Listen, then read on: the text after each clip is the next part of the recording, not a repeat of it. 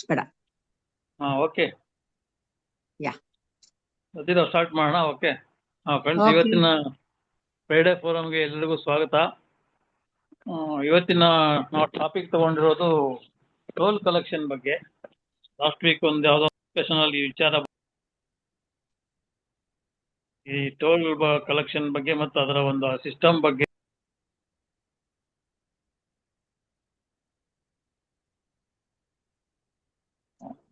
Hello, ಕೇಳಿಸ್ತಾ ಇದೆಯಾ? ಯಾಕೋ ಕಟ್ ಆಯ್ತು. ಹೇಳಿ, ಮಾತಾಡಿ, ಕೇಳ್ತಾ ಇದೆ. ಓಕೆ. ಸೊ ಇವತ್ತಿನ ಟೋಲ್ ಕಲೆಕ್ಷನ್ ಬಗ್ಗೆ ಮತ್ತು ಟೋಲ್ ಒಂದು ಕಾನ್ಸೆಪ್ಚುಯಲ್ ಆಗಿ ಅದ್ರ ಬಗ್ಗೆ ಒಂದು ಡಿಸ್ಕಸ್ ಮಾಡೋದಕ್ಕೆ ಡಿಸೈಡ್ ಮಾಡಿದ್ವಿ. ಸೊ ಇವತ್ತಿನ ವಿಷಯ ಮಂಡನೆ ಮಾಡೋರು ಮಾಳವಿಕಾ ಗುಬ್ಬಿವಾಣಿ ಅವರು, ನಮ್ಮ ಆಮ್ ಆದ್ಮಿ ಪಕ್ಷದ ಕಾರ್ಯಕರ್ತೆ ಮತ್ತು ಸೋಷಿಯಲ್ ಆಕ್ಟಿವಿಸ್ಟ್ ಮತ್ತು ವುಮೆನ್ಸ್ ರೈಟ್ ಆಕ್ಟಿವಿಸ್ಟ್ ಕೂಡ. ಅವ್ರ ಬಗ್ಗೆ ರತಿರಾವ್ ಅವರು ಸಂಕ್ಷಿಪ್ತವಾಗಿ ಪರಿಚಯ ಮಾಡಿಕೊಡ್ತಾರೆ. ನಂತರದಲ್ಲಿ ಅವರು ತಮ್ಮ ವಿಷಯ ಮಂಡನೆ ಮಾಡಿದ ಮೇಲೆ ನಮ್ಮ ಚರ್ಚೆಯನ್ನು ನಾವು ಮುಂದುವರಿಸಬಹುದು. ಓವರ್ ಟು ರತಿರಾವ್ ನಾವು. Okay, thank you Diwakar.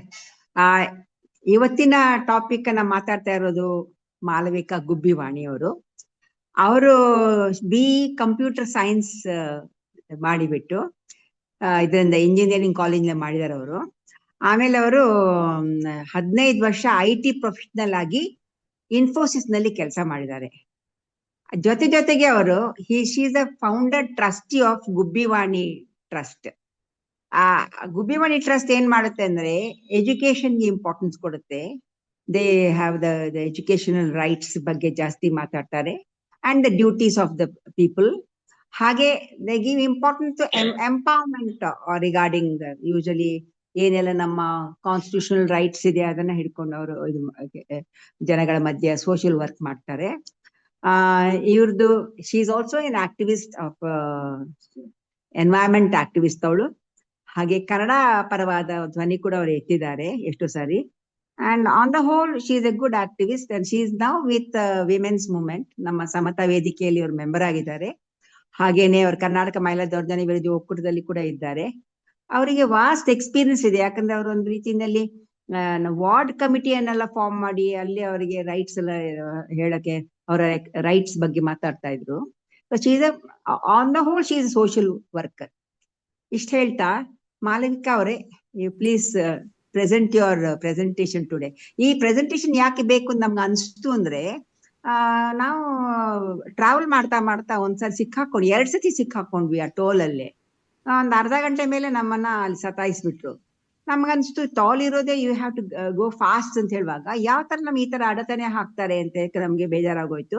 And nobody to look after, they start fighting amongst themselves. ಇದ್ಯಾವ ಕತೆ ಅಂತ ಹೇಳ್ಕೊಂಡು ಹೇಳುವಾಗ ಇವ್ರು ಹೇಳಿ, ಇಲ್ಲ ಮೇಡಮ್, ಅದು ಫಾರಿನ್ ನಲ್ಲಿ ಹೀಗೆ ಆಗೋದೇ ಇಲ್ಲ, ಬೇರೆ ತರ ಈ ತರ ಆಗ್ಬಿಟ್ರು ಬಿಟ್ಟೇ ಬಿಡ್ತಾರೆ, ಹೋಗ್ಬಿಡ್ತಾರೆ. ಆಗ ನಮ್ಗನ್ಸ್ತು, why not we discuss this issue in Friday forum ಅಂತ.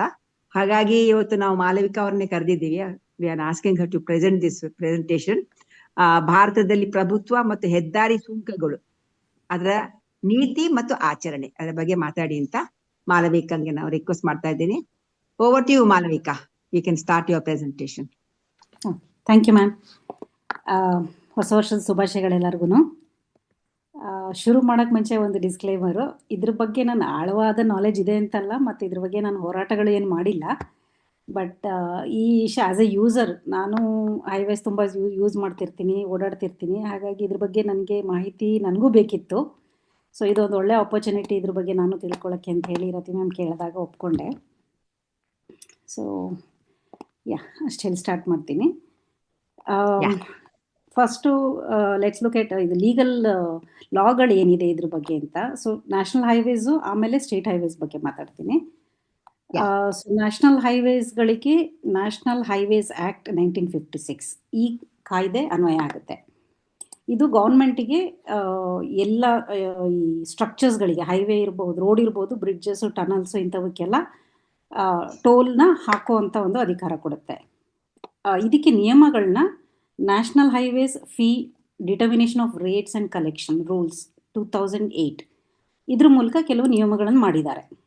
ಇದು ಟೋಲ್ನ ನಿರ್ಧಾರ ಮಾಡೋದು, ಎಷ್ಟು ಟೋಲ್ ಹಾಕಬೇಕು, ಕಲೆಕ್ಷನ್ ಹೇಗೆ ಮಾಡಬೇಕು, ಇದು ಯಾವಾಗ ರಿವೈಸ್ ಮಾಡ್ತಾ ಇರಬೇಕು ಅಂತ ಅನ್ನೋದನ್ನು ನಿರ್ಧಾರ ಮಾಡುತ್ತೆ. ಅದನ್ನು ಆ ಗೈಡ್ಲೈನ್ಸ್ ಕೊಡೋದಕ್ಕೆ ಈ ನಿಯಮಗಳನ್ನು ಮಾಡಿದ್ದಾರೆ.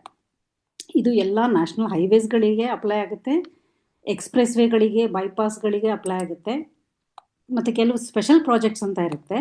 ಈ ಎಲಿವೇಟೆಡ್ ಕಾರಿಡಾರ್ ಇರ್ಬೋದು, ಪ್ರೈವೇಟ್ ಪಬ್ಲಿಕ್ ಪಾರ್ಟ್ನರ್ಶಿಪ್ಪಲ್ಲಿ ಹೈವೇಗಳು ಮಾಡಿರೋದಿರ್ಬೋದು, ಇವೆಲ್ಲವನ್ನು ಕೂಡ ಈ ರೂಲ್ಸ್ ಅಡಿಗೆನೆ ಬರುತ್ತೆ.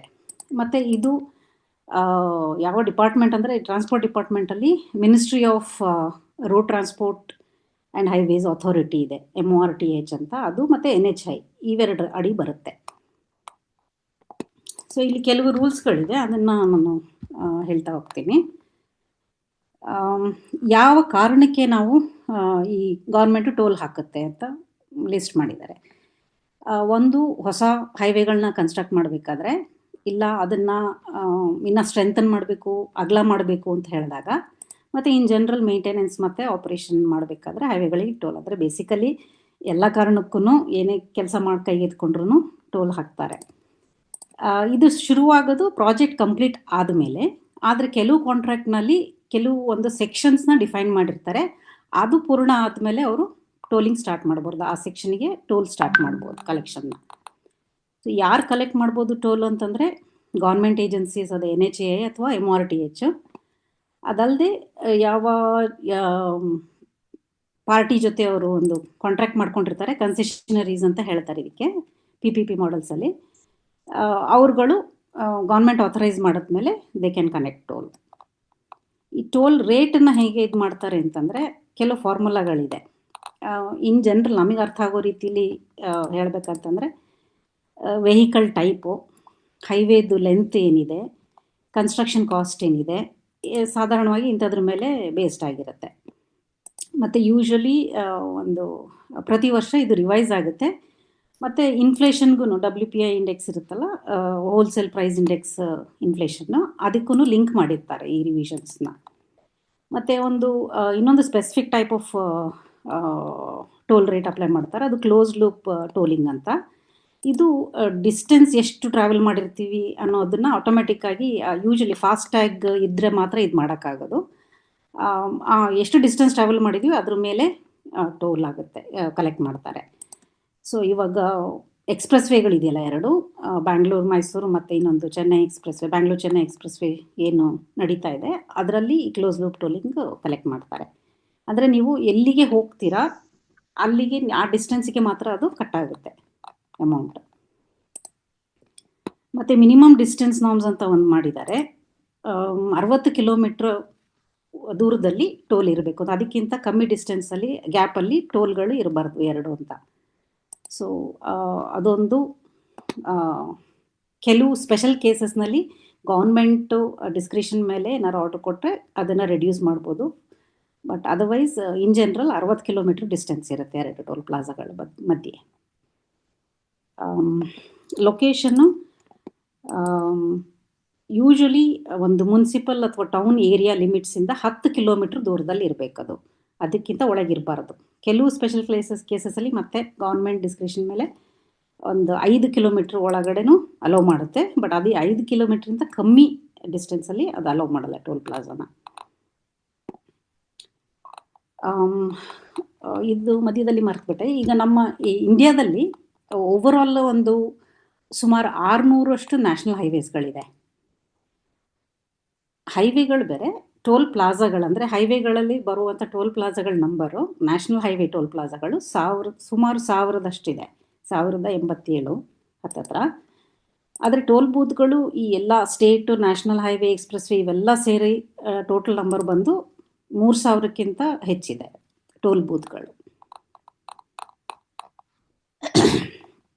ಸೊ ಈ ಟೋಲ್ ಬೂತ್ನಲ್ಲಿ ಎಕ್ಸೆಂಪ್ಷನ್ಸ್ಗಳಿದ್ದಾವೆ ಕೆಲವು ವೆಹಿಕಲ್ಗಳಿಗೆ. ಅದು ಯಾವಂದರೆ ಈ ಎಲ್ಲ VIP ಇದೆಯಲ್ಲ, president, vice president, PM, governors, ಇವು ಎಲ್ರಿಗೂ ಎಕ್ಸೆಂಪ್ಷನ್ ಇದೆ. ಎಮರ್ಜೆನ್ಸಿ ವೆಹಿಕಲ್ಸ್, ಆ್ಯಂಬುಲೆನ್ಸ್ ಇರ್ಬೋದು, ಫೈರ್ ಬ್ರಿಗೇಡು, ಇಂಥ ಎಮರ್ಜೆನ್ಸಿ ವೆಹಿಕಲ್ಸ್ಗಳಿಗೂ ಇದೆ.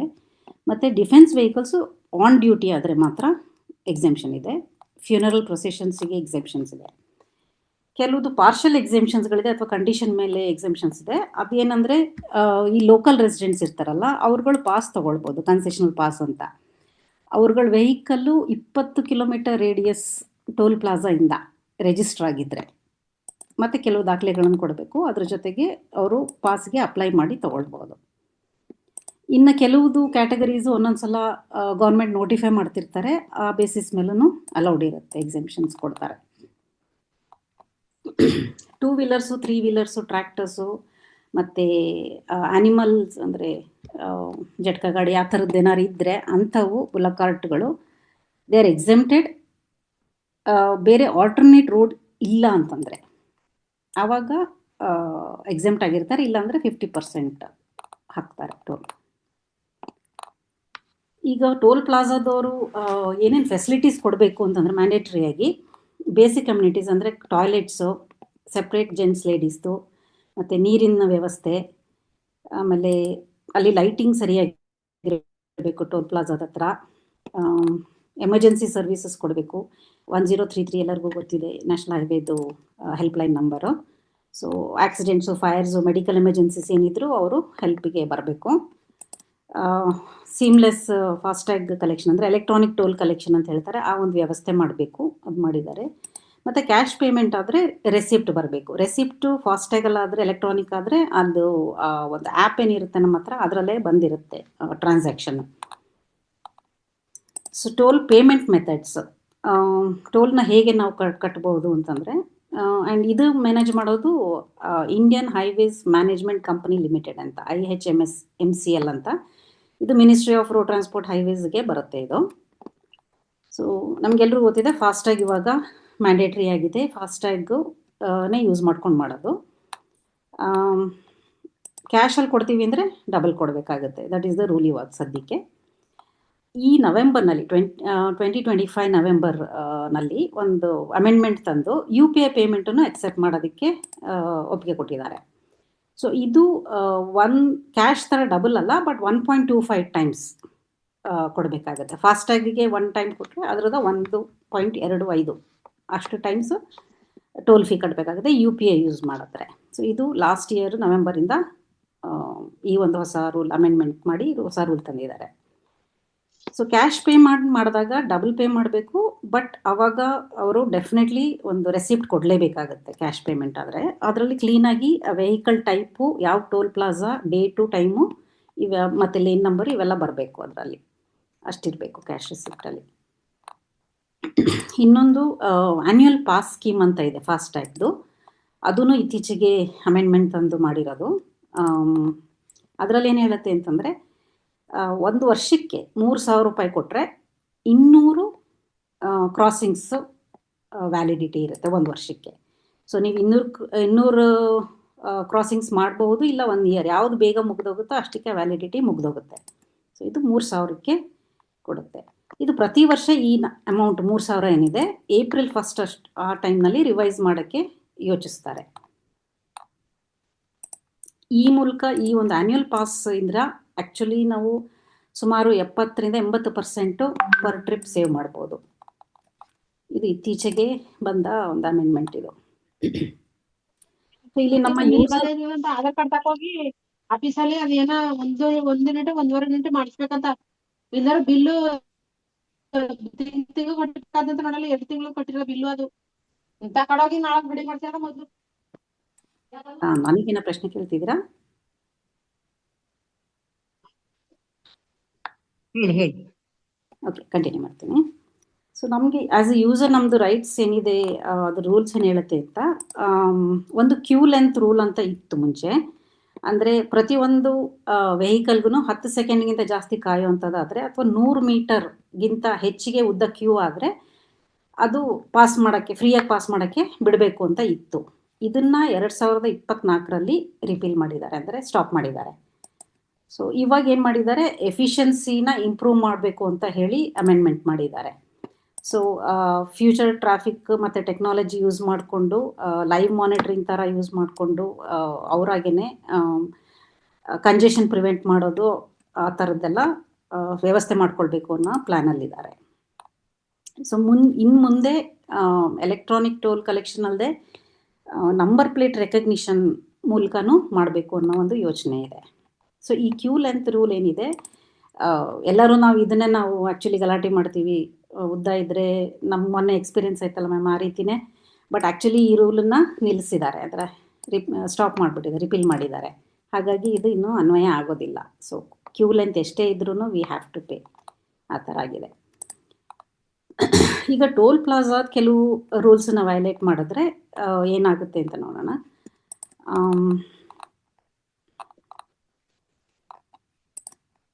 ಪ್ರಾಪರ್ ಸೈನೇಜ್ ಇಲ್ಲದೆ ಅವರು ಟೋಲ್ ಕಲೆಕ್ಟ್ ಮಾಡೋಂಗಿಲ್ಲ. ಸೈನ್ ಬೋರ್ಡ್ಸು ಯಾವ ವೆಹಿಕಲ್ಗೆ ಎಷ್ಟು ಅನ್ನೋದನ್ನೆಲ್ಲನೂ, ಪಾಸ್ಗಳ ಬಗ್ಗೆನೂ ಅಷ್ಟೇ ಇನ್ಫಾರ್ಮೇಷನು ಎಲ್ಲನೂ ಕೂಡ ಅವರು ಹಿಂದಿ ಮತ್ತು ಇಂಗ್ಲೀಷ್ನಲ್ಲಿ ಮ್ಯಾಂಡೇಟ್ರಿಯಾಗಿ ಡಿಸ್ಪ್ಲೇ ಮಾಡಬೇಕು ಅಂತ ಇದೆ ನ್ಯಾಷನಲ್ ಹೈವೇಸ್ ಮೇಲೆ. ಸೊ ಇದು ಮಾಡ್ದೇ ಅವರು ಟೋಲ್ ಕಲೆಕ್ಟ್ ಮಾಡೋಂಗಿಲ್ಲ. ಮತ್ತು 2021ಕ್ಕೆ ಮುಂಚೆ ಏನು ಒಂದು ರೂಲ್ ಇತ್ತು, ಅಕಸ್ಮಾತ್ ಆಪ್ರೇಷನಲ್ ಇಲ್ಲ, ಸ್ಕ್ಯಾನರ್ ಏನಾದ್ರು ವರ್ಕ್ ಆಗ್ತಿಲ್ಲ ಅಂತಂದಾಗ ನಿಮಗೆ ಡಬಲ್ ಪೇ ಮಾಡೋಕ್ಕೂ ಕ್ಯಾಶ್ನಲ್ಲಿ ಅಂತ ಫೋರ್ಸ್ ಮಾಡೋಂಗಿರಲಿಲ್ಲ, ಫ್ರೀಯಾಗಿ ಪಾಸ್ ಮಾಡೋಕ್ಕೆ ಬಿಡಬೇಕಿತ್ತು. ಬಟ್ ಈಗ ಅದನ್ನು ಕೂಡ ನಿಲ್ಲಿಸ್ಬಿಟ್ಟಿದ್ದಾರೆ. ಫ್ರೀ ಪ್ಯಾಸೇಜ್ ಅನ್ನೋದು ಇಲ್ಲವೇ ಇಲ್ಲ.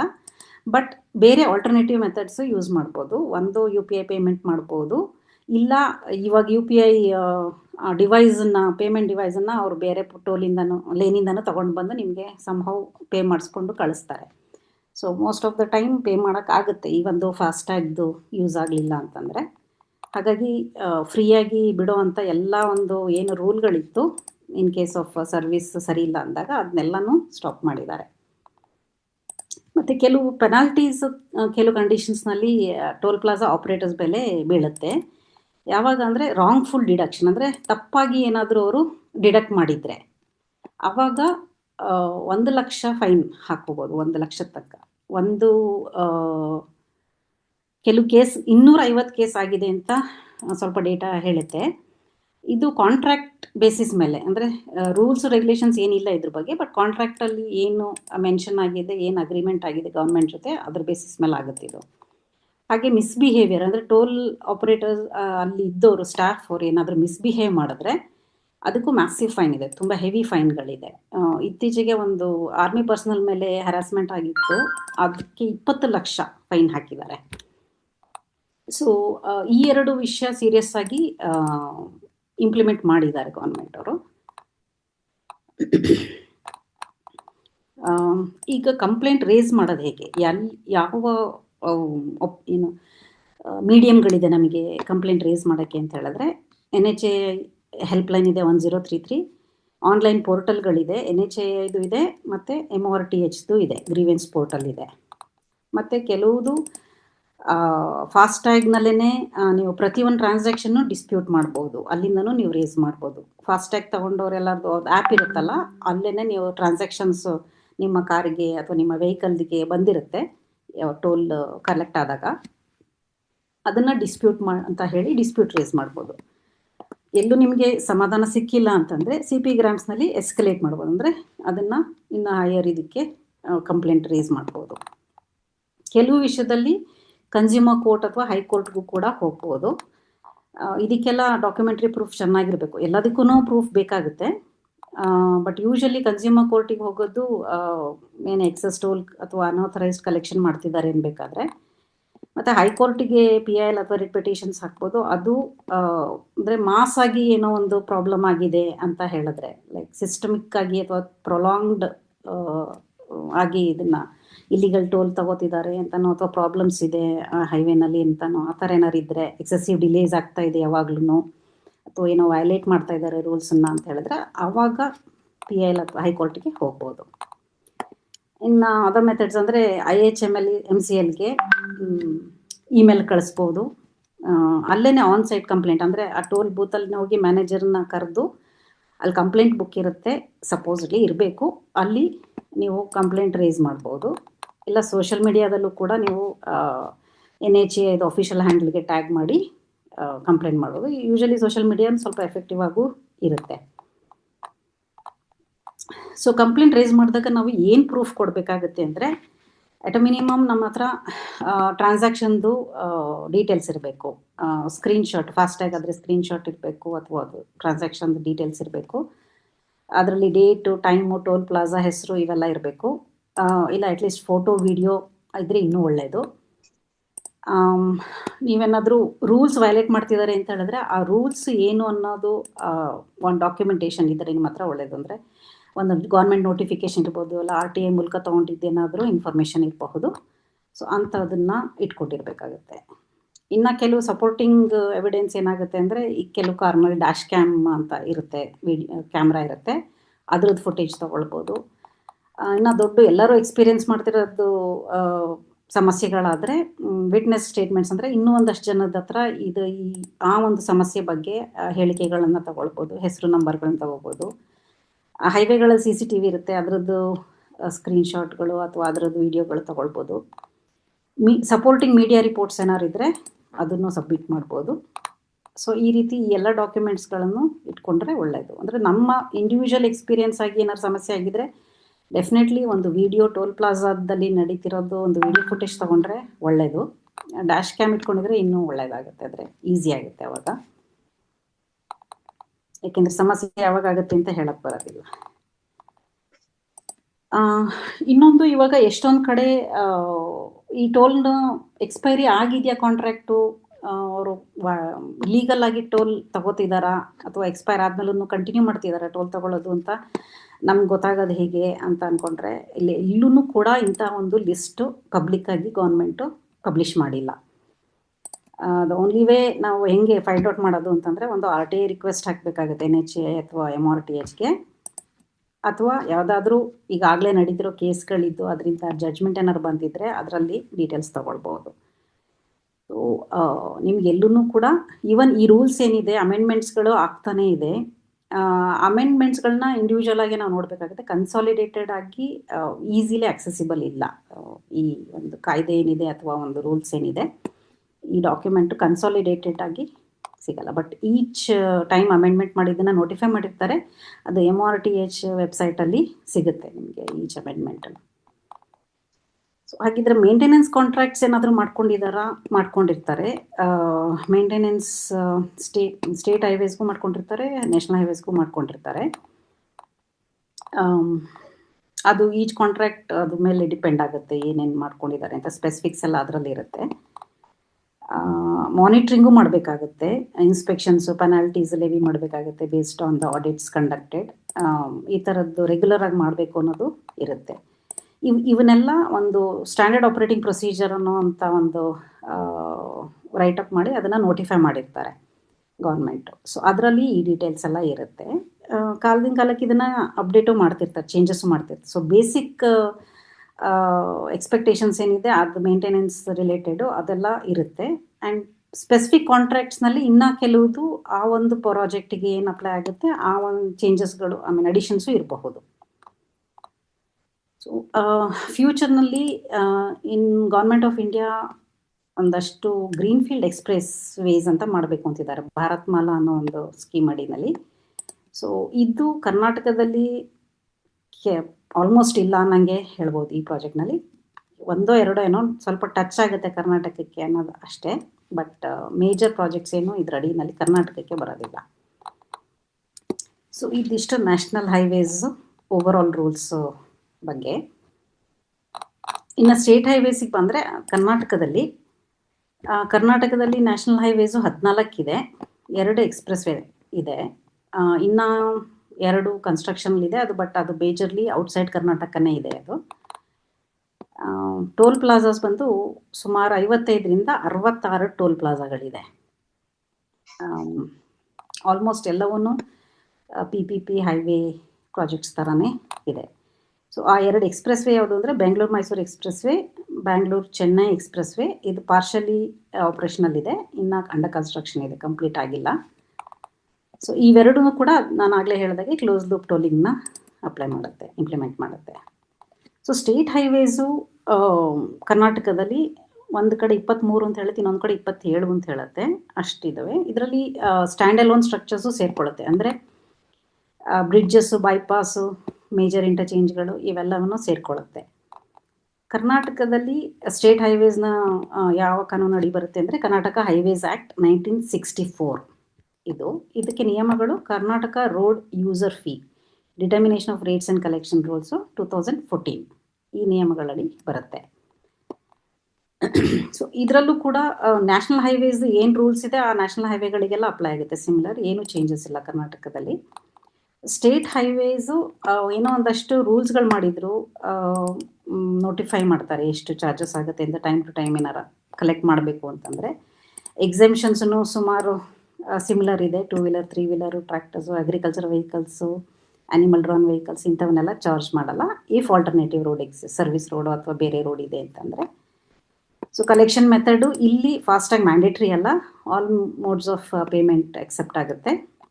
ಕೆಲವುದು ಪಾಸಸ್ಗಳು ಇದೆ ಮಂತ್ಲಿ ಅಥವಾ ಮಲ್ಟಿಪಲ್ ಟ್ರಿಪ್ಸ್ ಮಾಡುವಂಥವರಿಗೆ. ಓವರ್ಲೋಡಿಂಗ್ ಪೆನಾಲ್ಟಿ ಇದೆ, up to 10 times overloading penalty ಹಾಕ್ತಾರೆ. ಬಟ್ ಇದಕ್ಕೆ ವೇ ಬ್ರಿಡ್ಜ್ ಇನ್ಸ್ಟಾಲ್ ಆಗಿರಬೇಕು. ಇತ್ತೀಚಿನ ಕಾಲದಲ್ಲಿ ಎಲ್ಲೂ ವೇ ಬ್ರಿಡ್ಜ್ ಹೊಸದಾಗಿ ಏನು ಮಾಡ್ತಿಲ್ಲ. ಹೊಸ ರೋಡ್ಗಳು ಕನ್ಸ್ಟ್ರಕ್ಟ್ ಆಗ್ತಿದೆ ಸ್ಟೇಟ್ ಹೈವೇಸು, ಬಟ್ ವೇ ಬ್ರಿಡ್ಜನ್ನ ಜಾಸ್ತಿ ಉಪಯೋಗಿಸ್ತಿಲ್ಲ. ಮತ್ತು ಇಲ್ಲಿ ಸ್ಟೇಟ್ ಹೈವೇನಲ್ಲಿ ಈ 60 ಕಿಲೋಮೀಟರ್ ರೂಲ್ ಅಂತ ಏನೂ ಬರೋದಿಲ್ಲ ಬಿಟ್ವೀನ್ ಟೋಲ್ ಬೂತ್ಸ್ ಅಥವಾ ಪ್ಲಾಜಾಸು. ಬಟ್ ಇಂಟ್ರೆಸ್ಟಿಂಗ್ಲಿ ಕರ್ನಾಟಕದಲ್ಲಿ ಇವಾಗ ಆಲ್ಮೋಸ್ಟ್ ಎಲ್ಲೂ ಸ್ಟೇಟ್ ಹೈವೇ ಟೋಲ್ಸ್ ಇಲ್ಲ. ಸೊ ಈ ರೂಲ್ಸ್ ಎಲ್ಲ ಇತ್ತು ಒಂದು ಕಾಲದಲ್ಲಿ, ವರ್ಕ್ ಆಗ್ತಿತ್ತು, ಬಿಕಾಸ್ ಟೋಲ್ ಕಲೆಕ್ಟ್ ಮಾಡ್ತಿದ್ರು ಕೆಲವು ಕಡೆ. ಬಟ್ ಇವಾಗ ಎಲ್ಲೂ ಕಲೆಕ್ಟ್ ಮಾಡ್ತಾ ಇಲ್ಲ. ಸೊ ಕರ್ನಾಟಕದಲ್ಲಿ ಹೈವೇ ಕನ್ಸ್ಟ್ರಕ್ಷನ್ಸಿಗೆ, ಸ್ಟೇಟ್ ಹೈವೇ ಕನ್ಸ್ಟ್ರಕ್ಷನ್ಸ್ಗೆ ಫಂಡಿಂಗ್ ಎಲ್ಲ ಗೌರ್ಮೆಂಟ್ ಫಂಡೆಡ್ಡೇನೆ. ಸೊ ಟೋಲ್ ಕಲೆಕ್ಟ್ ಮಾಡ್ತಿಲ್ಲದೆ ಇರೋದ್ರಿಂದ it is totally public funded. Government contracts award ಮಾಡಿ ಕೊಡುತ್ತೆ. ಸೊ ಒಬ್ವಿಯಸ್ಲಿ ಕರ್ನಾಟಕ PWD ಇಂದ ಇದು ಕೆಲಸ ಆಗುತ್ತೆ. ಕೆಲವು ಫಂಡು ಸ್ಟೇಟ್ ಬಡ್ಜೆಟ್ಸಿಂದ ಬರ್ಬೋದು, ರೂರಲ್ ಇನ್ಫ್ರಾಸ್ಟ್ರಕ್ಚರ್ ಡೆವಲಪ್ಮೆಂಟ್ ಫಂಡಿಂದ, RIDF ಇಂದ ಬರ್ಬೋದು, ನಬಾರ್ಡಿಂದ, national bank for agriculture and rural development, ಈ ಎಲ್ಲ ಕಡೆಯಿಂದನೂ ಫಂಡ್ಸ್ ಬರೋ ಚಾನ್ಸಸ್ ಇರುತ್ತೆ. ಯಾವುದನ್ನು ಟೋಲ್ ಕಲೆಕ್ಟ್ ಮಾಡುವಂಥ ಹಕ್ಕು ಕೊಡೋದಿಲ್ಲ ಈ ಕಾಂಟ್ರಾಕ್ಟ್ಸ್ಗಳು. ಸೊ ಕೆಲವು ಡಿಸ್ಪ್ಯೂಟ್ಗಳು, ಕೇಸ್ಗಳು ನಡೀತಾ ಇದೆ ಕೋರ್ಟ್ನಲ್ಲಿ ಕರ್ನಾಟಕದಲ್ಲಿ. ಒಂದು Nagasandra toll plaza, NH48 Bangalore ತುಮಕೂರಲ್ಲಿ. ಇದು 2021ರಲ್ಲಿ ಎಕ್ಸ್ಪೈರ್ ಆಗಿದೆ ಅಂತ ಅಲೇಜ್ ಮಾಡಿದ್ದಾರೆ. ಹಾಗಾಗಿ PIL ಫೈಲ್ ಮಾಡಿದ್ದಾರೆ ಇದ್ರ ಬಗ್ಗೆ. ಸೊ HC ನೋಟಿಸನ್ನು ಹೈಕೋರ್ಟ್ ಇಶ್ಯೂ ಮಾಡಿದೆ, ಬಟ್ ಸ್ಟಿಲ್ ಇನ್ನೂ ಹಿಯರಿಂಗ್ ಪೆಂಡಿಂಗ್ ಇದೆ ಅಂತಲೇ ಬರ್ತಿದೆ ಸ್ಟೇಟಸ್ಸು. ಇನ್ನೊಂದು ತುಮಕೂರು ರೋಡ್ನಲ್ಲಿ same highway, Kulumepalya toll plaza ಅಂತ. ಇದು ಸ್ವಲ್ಪ ಸ್ಟೇಟಸ್ ಅನ್ಕ್ಲಿಯರ್ ಇದೆ, ಪಬ್ಲಿಕ್ ಡಿಸ್ಪ್ಯೂಟ್ ಮಾಡ್ತಿದ್ದಾರೆ. ಕಾಂಟ್ರಾಕ್ಟ್ಸಲ್ಲಿ ಆಂಬಿಗ್ಯೂಟಿ ಇದೆ, ಅದು ಅವ್ರು ಮಾಡ್ತಿರೋದೇನೋ ಕಾಂಟ್ರಾಕ್ಟಲ್ಲಿ ಇರೋದೇನೋ ಅನ್ನೋದು. ಕ್ಯಾತ್ಸಂದ್ರ ಟೋಲ್ ಪ್ಲಾಜಾ, ಅದನ್ನು ತುಮಕೂರು ರೋಡ್ ಬರುತ್ತೆ. ಅಗೇನ್ ಕಾಂಟ್ರಾಕ್ಟ್ ಮೇಲಿನ ಇಶ್ಯೂಸ್ ಬಗ್ಗೆನೇ ಇದು ಒಂದು. ಸೊ 3 ಕೇಸ್ಗಳು ನಡೀತಾ ಇದೆ. ಇನ್ನು ಬಾಕಿ ಸಣ್ಣ ಪುಟ್ಟ ಇಶ್ಯೂಸ್ಗಳು ಕೆಲವುದು ಆಗಿದೆ ಟೋಲ್ಸ್ ಹತ್ರ.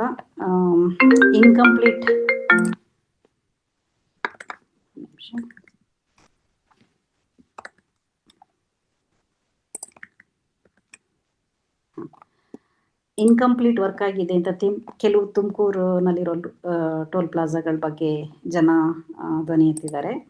ಕಾಂಟ್ರಾಕ್ಟು ಎಕ್ಸ್ಪೈರಿ ಆಗಿರ್ಬೋದು ಅನ್ನೋ ಒಂದು ವಿವಾದ ಇದೆ. ಮತ್ತು ಸೋಮನಹಳ್ಳಿ ಟೋಲ್ ಹತ್ರ ಟೋಲ್ ಬೇಡ ಅಂತ ಲೋಕಲ್ಸ್ ಪ್ರೊಟೆಸ್ಟ್ ಮಾಡ್ತಾ ಇದ್ದಾರೆ. ಡೈಲಿ ಟ್ರಾವೆಲ್ಗೆ ತುಂಬ ಬರ್ಡನ್ ಆಗುತ್ತೆ ರೆಗ್ಯುಲರ್ ಯೂಸರ್ಸ್ ಅಂತ ಹೇಳ್ಬಿಟ್ಟು. ಇನ್ನು ಕೆಲವು ಕಡೆ ಸಣ್ಣೂರು ಕಲಬುರಗಿನಲ್ಲಿ ಫಾರ್ಮರ್ಸ್ ಪ್ರೊಟೆಸ್ಟ್ ಮಾಡ್ತಿದ್ದಾರೆ. ಸ್ಪೆಸಿಫಿಕ್ ವೆಹಿಕಲ್ಸಿಗೆ ಎಕ್ಸೆಂಪ್ಷನ್ಸ್ ಕೊಡಿ ಅಂತ ಹೇಳ್ಬಿಟ್ಟು, ಬೇಸಿಕಲಿ ಅಗ್ರಿಕಲ್ಚರ್ ರಿಲೇಟೆಡ್. ಸೊ ಒಂದು ಕಡೆ ಬ್ರಹ್ಮರ ಕೂಟ್ಲು ಅಂತ, ಮತ್ತು ಇನ್ನೊಂದೆರಡು ಕಡೆ ಸ್ಟಾಫ್ ಮೇಲೆ ಅಸಾಲ್ಟ್ ಆಗಿದೆ. ಯಾರೋ ಟೋಲ್ ಅವಾಯ್ಡ್ ಮಾಡೋಕ್ಕೆ ಹೋಗಿ ಕ್ಲಾಶಸ್, ವೈಲೆನ್ಸ್ ಆಗಿದೆ. ಒಂದು ಪೊಲಿಟಿಕಲ್ ಇನ್ಸಿಡೆಂಟ್ ಅಂದರೆ ಪೊಲಿಟಿಷಿಯನ್ಸ್ ಮಗ ಯಾರೋ ಸ್ಟಾಫ್ ಮೇಲೆ ಹಲ್ಲೆ ಮಾಡಿರೋದು ಅಥವಾ ಜಗಳ ಮಾಡಿರೋದು. ಸೊ ಈ ಥರದ್ದು ಒಂದು ಕೆಲವುದು ಡಿಸ್ಪ್ಯೂಟ್ಸ್ ಅಲ್ಲಿ ಇಲ್ಲಿ ಸಣ್ಣ ಪುಟ್ಟದಾಗಿದೆ. ಬಟ್ ಎಲ್ಲೂ ಟೋಲ್ ಬೇಡ ಅಂತ ಈಗ ಮಂಗಳೂರ್ದು ಯಾರೋ ಹೇಳಿದ್ರು, ಅಷ್ಟು ಬಿಟ್ಟರೆ ಜನರೇನು ದನಿ ಎತ್ತಿಲ್ಲ ಟೋಲ್ ನಿಲ್ಲಿಸಿ ಅಂತ ಹೇಳ್ಬಿಟ್ಟು. ಈಗ ಪಂಜಾಬ್ದು ಸ್ಟೇಟ್ ಹೈವೇಸ್ ಬಗ್ಗೆ ಸ್ವಲ್ಪ ಕಂಪ್ಯಾರಿಸನ್ ನೋಡೋಣ. ಪಂಜಾಬ್ನಲ್ಲಿ ಅಪ್ಲೈ ಆಗುವಂಥ law Punjab mechanical vehicles bridges and roads tolls act 1998. ಪಂಜಾಬ್ನಲ್ಲೂ ಕೂಡ 14 ನ್ಯಾಷನಲ್ ಹೈವೇಸ್ ಇದೆ, ಆದರೆ 23 ಟೋಲ್ ಪ್ಲಾಜಾಗಳಿದೆ. ಕರ್ನಾಟಕದಲ್ಲಿ 14 ಇದೆ, ಬಟ್ 55ರಿಂದ 66 ಟೋಲ್ ಪ್ಲಾಜಾಗಳಿದ್ದಾವೆ. ಸ್ಟೇಟ್ ಹೈವೇ ಅರೌಂಡ್ 18 ಇದೆ. 2022ರಲ್ಲಿ ಪಂಜಾಬ್ನಲ್ಲಿ Aam Aadmi Party government form ಮಾಡ್ತು ಮಾರ್ಚ್ನಲ್ಲಿ. ಸೊ ಅವರು ಒಂದಷ್ಟು ಪಾಲಿಸಿಗಳನ್ನ ತಂದರು, ಚೇಂಜಸ್ ತಂದರು. ಆಲ್ಮೋಸ್ಟ್ ಐ ಥಿಂಕ್ ಅಷ್ಟು ಟೋಲ್ ಪ್ಲಾಜಾಗಳು ಕ್ಲೋಸ್ ಮಾಡಿದ್ದಾರೆ ಇವಾಗ. ಸ್ಟೇಟ್ ಹೈವೇಸು, ನ್ಯಾಷನಲ್ ಹೈವೇಸ್ ಏನೂ ಮಾಡೋಕ್ಕಾಗೋದಿಲ್ಲ, but all the state highway toll ಪ್ಲಾಜಾಸ್ನ ಮುಚ್ಚಿದ್ದಾರೆ. ಸೊ ಇದು ಸ್ಟೇಟ್ ಪಾಲಿಸಿ ಮೂಲಕ ಮಾಡಿರೋದು. ಬಟ್ NHAIನಲ್ಲಿ ಇಂದ ಒಂದು ಲೀಗಲ್ ಟಸಲ್ ಶುರುವಾಗಿದೆ. ಅವರು NHAI ಕೋರ್ಟ್ ಅಪ್ರೋಚ್ ಮಾಡಿದ್ದಾರೆ, ಈ ಟೋಲ್ಸನ್ನು ಕ್ಲೋಸ್ ಮಾಡಬಾರ್ದು ಪಂಜಾಬ್ನಲ್ಲಿ ಅಂತ. ರೆವೆನ್ಯೂ ಲಾಸ್ ಆಗುತ್ತೆ, ಕಾಂಟ್ರಾಕ್ಚುಯಲ್ಲು ಇಂಟರ್ ಗೌರ್ಮೆಂಟಲ್ ಇಶ್ಯೂಸ್ ಆಗುತ್ತೆ ಅಂತೇನೆಲ್ಲ ಹೇಳಿ they have gone to court, NHAI, national highways authority of India. ಇದಲ್ಲದೆ ಸ್ಟೇಟ್ ಹೈವೇನಲ್ಲಿ ಸೇಫ್ಟಿಗಾಗಿ, ಇನ್ಫ್ರಾಸ್ಟ್ರಕ್ಚರ್ದು ಕ್ವಾಲಿಟಿ ಕಂಟ್ರೋಲ್ಗೆ ಮತ್ತು ಕೆಲವು ಸ್ಪೆಷಲೈಸ್ಡ್ ಪೊಲೀಸ್ ಫೋರ್ಸಸ್ ಟೀಮ್ಗಳು ಮಾಡಿದ್ದಾರೆ. ಮತ್ತು ಕಾಂಟ್ರಾಕ್ಟರ್ ಅಕೌಂಟಬಿಲಿಟಿ ಇನ್ಕ್ರೀಸ್ ಮಾಡೋಕ್ಕೆ ಕೆಲವು ಅಮೆಂಡ್ಮೆಂಟ್ಸ್ ತೊಗೊಂಬಂದಿದ್ದಾರೆ. ಸಡಕ್ ಸುರಕ್ಷಾ ಫೋರ್ಸ್ ಅಂದರೆ ರೋಡ್ ಸೇಫ್ಟಿ ಫೋರ್ಸ್ ಅಂತ ಒಂದು ಟೀಮ್ ಮಾಡಿದ್ದಾರೆ ಪೊಲೀಸವ್ರದ್ದು. ಸುಮಾರು 1500ರಿಂದ 5000 ಸ್ಪೆಷಲಿ ಟ್ರೈನ್ಡ್ ಆಫೀಸರ್ಸ್ ಇದ್ದಾರೆ ಪಂಜಾಬ್ ಪೊಲೀಸ್ನವರು ಈ ಒಂದು ಟೀಮಲ್ಲಿ. ಇದು ಆಕ್ಸಿಡೆಂಟ್ಸ್ನ ಮತ್ತು ಕಮ್ಮಿ ಮಾಡೋದಕ್ಕೆ, ಟ್ರಾಫಿಕ್ ಫ್ಲೋ ಮ್ಯಾನೇಜ್ ಮಾಡೋಕ್ಕೆ ಮಾಡಿರೋವಂಥದ್ದು. 24/7 ವರ್ಕ್ ಮಾಡ್ತಾರೆ. ಬರೀ ಸ್ಟೇಟ್ ಹೈವೇ ಅಲ್ಲ, ನ್ಯಾಷನಲ್ ಹೈವೇಸ್ ಕೂಡ ಅದು ಚೆಕ್ ಮಾಡ್ತಿರ್ತಾರೆ. ಐ ಮೀನ್ ಸೇಫ್ಟಿಯಲ್ಲಿ ಇಟ್ಟಿರ್ತಾರೆ. ವೆಹಿಕಲ್ಸು ಸುಮಾರು 144 ಹೈಟೆಕ್ ಪೆಟ್ರೋಲ್ ವೆಹಿಕಲ್ಸನ್ನು ಕೊಟ್ಟಿದ್ದಾರೆ. Cameras, mobile network systems, first aid kits, ರೆಸ್ಕ್ಯೂಗೆ ಬೇಕಾಗಿರೋಂಥ ಸಾಮಾನುಗಳು, ಸ್ಪೀಡ್ ಮತ್ತು ಡಿಟೆಕ್ಟ್ ಮಾಡೋಕ್ಕೆ ಬ್ರೆತ್ ಅನಲೈಸರ್ಸು ಮತ್ತು ರಿಯಲ್ ಟೈಮ್ ಕಮ್ಯುನಿಕೇಷನ್ ಸಿಸ್ಟಮ್, ಇವಿಷ್ಟೆಲ್ಲ ಎಕ್ವಿಪ್ ಆಗಿರೋಂಥ 144 ಪೆಟ್ರೋಲ್ ವೆಹಿಕಲ್ಸ್ಗಳನ್ನು ಕೊಟ್ಟಿದ್ದಾರೆ. ಎವ್ರಿ 30 ಕಿಲೋಮೀಟರ್ಸ್, ಪ್ರತಿ 30 ಕಿಲೋಮೀಟ್ರಿಗೆ ಅವರು ಡಿಪ್ಲಾಯ್ ಆಗಿರ್ತಾರೆ ಮೇಜರ್ ರೋಡ್, ಸ್ಟೇಟ್ ರೋಡ್ಸಲ್ಲಿ, ಐ ಮೀನ್ ಎಲ್ಲ ಹೈವೇಗಳಲ್ಲಿ. ಸೊ ಹಾಗಾದರೆ ಇದರಿಂದ ಏನಾದ್ರು ಕಮ್ಮಿ ಆಗಿದೆ ಆಕ್ಸಿಡೆಂಟ್ ಅಂದರೆ 2024ರಲ್ಲಿ road death rates fell by 48% ಅಷ್ಟು ಕಮ್ಮಿ ಆಗಿದೆ ರೋಡ್ ಡೆತ್ ರೇಟ್ಸು ಪಂಜಾಬ್ನಲ್ಲಿ. ರೆಸ್ಪಾನ್ಸ್ ಟೈಮ್ ಹೇಗಿದೆ ಅಂದರೆ ಕೆಲವು ರಿಪೋರ್ಟ್ಸ್ ಹೇಳುತ್ತೆ 6ರಿಂದ 8 ನಿಮಿಷ ತಗೊಳ್ತಾರೆ ರೆಸ್ಪಾಂಡ್ ಮಾಡೋಕ್ಕೆ ಅಂತ. ಅಫಿಷಿಯಲ್ ಸ್ಟೇಟ್ಮೆಂಟ್ ಪ್ರಕಾರ 6 ನಿಮಿಷ 29 ಸೆಕೆಂಡಲ್ಲಿ ರೆಸ್ಪಾಂಡ್ ಮಾಡ್ತಾರೆ ಅಂತ ಬಂದಿದೆ. ಇದು ಒಂದು ಇಂಟರ್ನ್ಯಾಷನಲ್ ಸ್ಟ್ಯಾಂಡರ್ಡ್ನ ಮೀಟ್ ಮಾಡುತ್ತೆ. ಎಮರ್ಜೆನ್ಸಿ ರೆಸ್ಪಾನ್ಸ್ ಮತ್ತು ಅಲ್ಲಿ ಏಡ್ ಕೊಡೋದಕ್ಕೆ ಏನು ಸ್ಟ್ಯಾಂಡರ್ಡ್ ಇದೆ, ಇಂಟರ್ನ್ಯಾಷನಲ್ ಸ್ಟ್ಯಾಂಡರ್ಡು, ಅದನ್ನು ಮೀಟ್ ಮಾಡುತ್ತೆ ಇದು. ಇದಲ್ಲದೆ ಮೇಂಟೆನೆನ್ಸ್ ಕ್ಲಾಸ್, ಇವ್ರದ್ದು 5 ವರ್ಷ ಮೇಂಟೆನೆನ್ಸ್ ಕ್ಲಾಸ್ ಮ್ಯಾಂಡೇಟ್ರಿ ಮಾಡಿದ್ದಾರೆ ಇವಾಗ ಎಲ್ಲ ಕಾಂಟ್ರಾಕ್ಟ್ಸಲ್ಲೇ. ಜೊತೆಗೆ ಇವಾಗ ಒಂದು ಆಂಬಿಷಿಯಸ್ ಪ್ರಾಜೆಕ್ಟ್ ಇಟ್ಕೊಂಡಿದ್ದಾರೆ. ಸುಮಾರು 45,000 ಕಿಲೋಮೀಟರ್ ಅಷ್ಟು ರೋಡ್ ಬಿಲ್ಡ್ ಮಾಡ್ತಾ ಇದ್ದಾರೆ ಪಂಜಾಬ್ನಲ್ಲಿ ಇವಾಗ. It's in progress. ಅದಕ್ಕೆ ಸುಮಾರು 16,000 ಕೋಟಿ ಅಷ್ಟು ಖರ್ಚು ಮಾಡ್ತಾ ಇದ್ದಾರೆ, ಬಡ್ಜೆಟ್ ಮಾಡಿದ್ದಾರೆ. ಸೊ ಇದು to improve the links and widening of roads ಅವೆಲ್ಲ ಇದೆ. ಇದು ಸಡಕ್ ಸುರಕ್ಷಾ ಫೋರ್ಸ್ ಅನ್ನೋದು ಇದೆಯಲ್ಲ, ಅದು ಫಸ್ಟ್ ಆಫ್ ಇಟ್ಸ್ ಕೈಂಡ್ ಇಂಡಿಯಾದಲ್ಲಿ ಮಾಡಿರೋದು, ಇನ್ನೆಲ್ಲೂ ಮಾಡಿಲ್ಲ. ಹಾಗೆಯೇ ಇನ್ನೊಂದು ಕ್ವಾಲಿಟಿ ಅಪ್ರೂವಲ್ಗೆ ಏನು ಮ್ಯಾಂಡೇಟ್ ಮಾಡ್ತಿದ್ದಾರೆ ಅಂದರೆ ಅಕೌಂಟಬಿಲಿಟಿ ಆಫ್ ಕಾಂಟ್ರಾಕ್ಟರ್ ಇನ್ಕ್ರೀಸ್ ಮಾಡೋದಕ್ಕೆ ಲೋಕಲ್ ಕಮ್ಯುನಿಟಿಯವರು ರೆಸೊಲ್ಯೂಷನ್ ಪಾಸ್ ಮಾಡಬೇಕು. ಅವರಿಗೆ ಈ ಕ್ವಾಲಿಟಿ, ಕೆಲಸದ ಕ್ವಾಲಿಟಿ ಅವರಿಗೆ ಸ್ಯಾಟಿಸ್ಫ್ಯಾಕ್ಟ್ರಿ ಆಗಿದೆ ಅಂತ ಹೇಳಿ. ಹಾಗಾದ್ಮೇಲೆ ಪೇಮೆಂಟ್ಸ್ ಆಗುತ್ತೆ ಕಾಂಟ್ರಾಕ್ಟರ್ಸ್ಗೆ. ಅದಲ್ಲದೆ Punjab road safety authority act ಅಂತಿದೆ, ಅದರ 2023ನಲ್ಲಿ ಮಾಡಿರೋದು ಒಂದು ಕಾಯ್ದೆ. ಅದು ಎಲ್ಲ ಹೈವೇ ಪ್ರಾಜೆಕ್ಟ್ಗಳನ್ನು ಇಲ್ಲಿಂದ ರೆಕಮೆಂಡ್ ಆಗಿರುವಂಥ ಸೇಫ್ಟಿ ಆಡಿಟ್ ರೆಕಮೆಂಡೇಷನ್ಸ್ ಏನಿದೆಯಲ್ಲ, ಸಲಹೆಗಳಿರ್ಬೋದು, ಗೈಡ್ಲೈನ್ಸ್ ಇರ್ಬೋದು, ಅದನ್ನು ಎಲ್ಲ ಹಂತದಲ್ಲೂ, ಪ್ಲಾನಿಂಗು, ಡಿಸೈನು, ಕನ್ಸ್ಟ್ರಕ್ಷನ್ ಎಲ್ಲ ಹಂತದಲ್ಲೂ ಅಲ್ಲಿ ಆಡಿಟ್ ರೆಕಮೆಂಡೇಷನ್ಸ್ ಏನಿದೆ ಅದನ್ನ ಎನ್ಫೋರ್ಸ್ ಮಾಡಬೇಕು, ಇಂಪ್ಲಿಮೆಂಟ್ ಮಾಡಬೇಕು, ಅಳವಡಿಸ್ಕೊಳ್ಬೇಕು ಅಂತ ಹೇಳಿದ್ದಾರೆ ಮ್ಯಾಂಡೇಟರಿ ಕಡ್ಡಾಯವಾಗಿ. ಆಮೇಲೆ ಬೈಸಿಕಲ್ಗಳಿಗೆ, ನಾನ್ ಮೋಟರೈಸ್ ಟ್ರಾನ್ಸ್ಪೋರ್ಟ್ಗಳೇನಿದೆ, ಆರ್ಟಿರಿಯಲ್ ರೋಡ್ಸು, ಹೈವೇಗಳಲ್ಲಿ ಸೆಪ್ರೇಟ್ ಲೇನ್ ಮಾಡಬೇಕು ಅನ್ನೋದನ್ನು ಮ್ಯಾಂಡೇಟ್ ಮಾಡಿದ್ದಾರೆ. ಮತ್ತು ಪಾರದರ್ಶಕತೆಗೋಸ್ಕರ ಈ ಡಿಜಿಟೈಸೇಷನ್ ಸಪೋರ್ಟ್ ಮಾಡ್ತಿದ್ದಾರೆ, ಎನ್ಕರೇಜ್ ಮಾಡ್ತಿದ್ದಾರೆ. ಡಿಜಿಟಲ್ ರೆಕಾರ್ಡ್ಸ್ಗೆ, ಸಿಗ್ನೇಚರ್ಸ್, ಈ ಲ್ಯಾಂಡ್ ಅಡ್ಮಿನಿಸ್ಟ್ರೇಷನ್ಗೆ ರಿಲೇಟ್ ಆಗಿರೋಂಥದ್ದು, ಈ ಇನ್ಫ್ರಾಸ್ಟ್ರಕ್ಚರ್ ಪ್ರಾಜೆಕ್ಟ್ಸ್ಗಳಿಗೆ ಸಂಬಂಧಿಸಿದಂತೆ ಒಂದು ಲೀಗಲ್ ಮಾನ್ಯತೆ ಕೊಟ್ಟಿದ್ದಾರೆ ಡಿಜಿಟಲ್ ರೆಕಾರ್ಡ್ಸ್ಗೆ, ಸಿಗ್ನೇಚರ್ಸ್ಗೆ. ಸೊ ಟೈಮ್ ಇದೆ ಅಂದರೆ ನಾವು ಗ್ಲೋಬಲ್ ಕಂಪ್ಯಾರಿಸನ್ ಇನ್ನೊಂದು 5 ನಿಮಿಷ ಮಾಡ್ಬೋದಾ?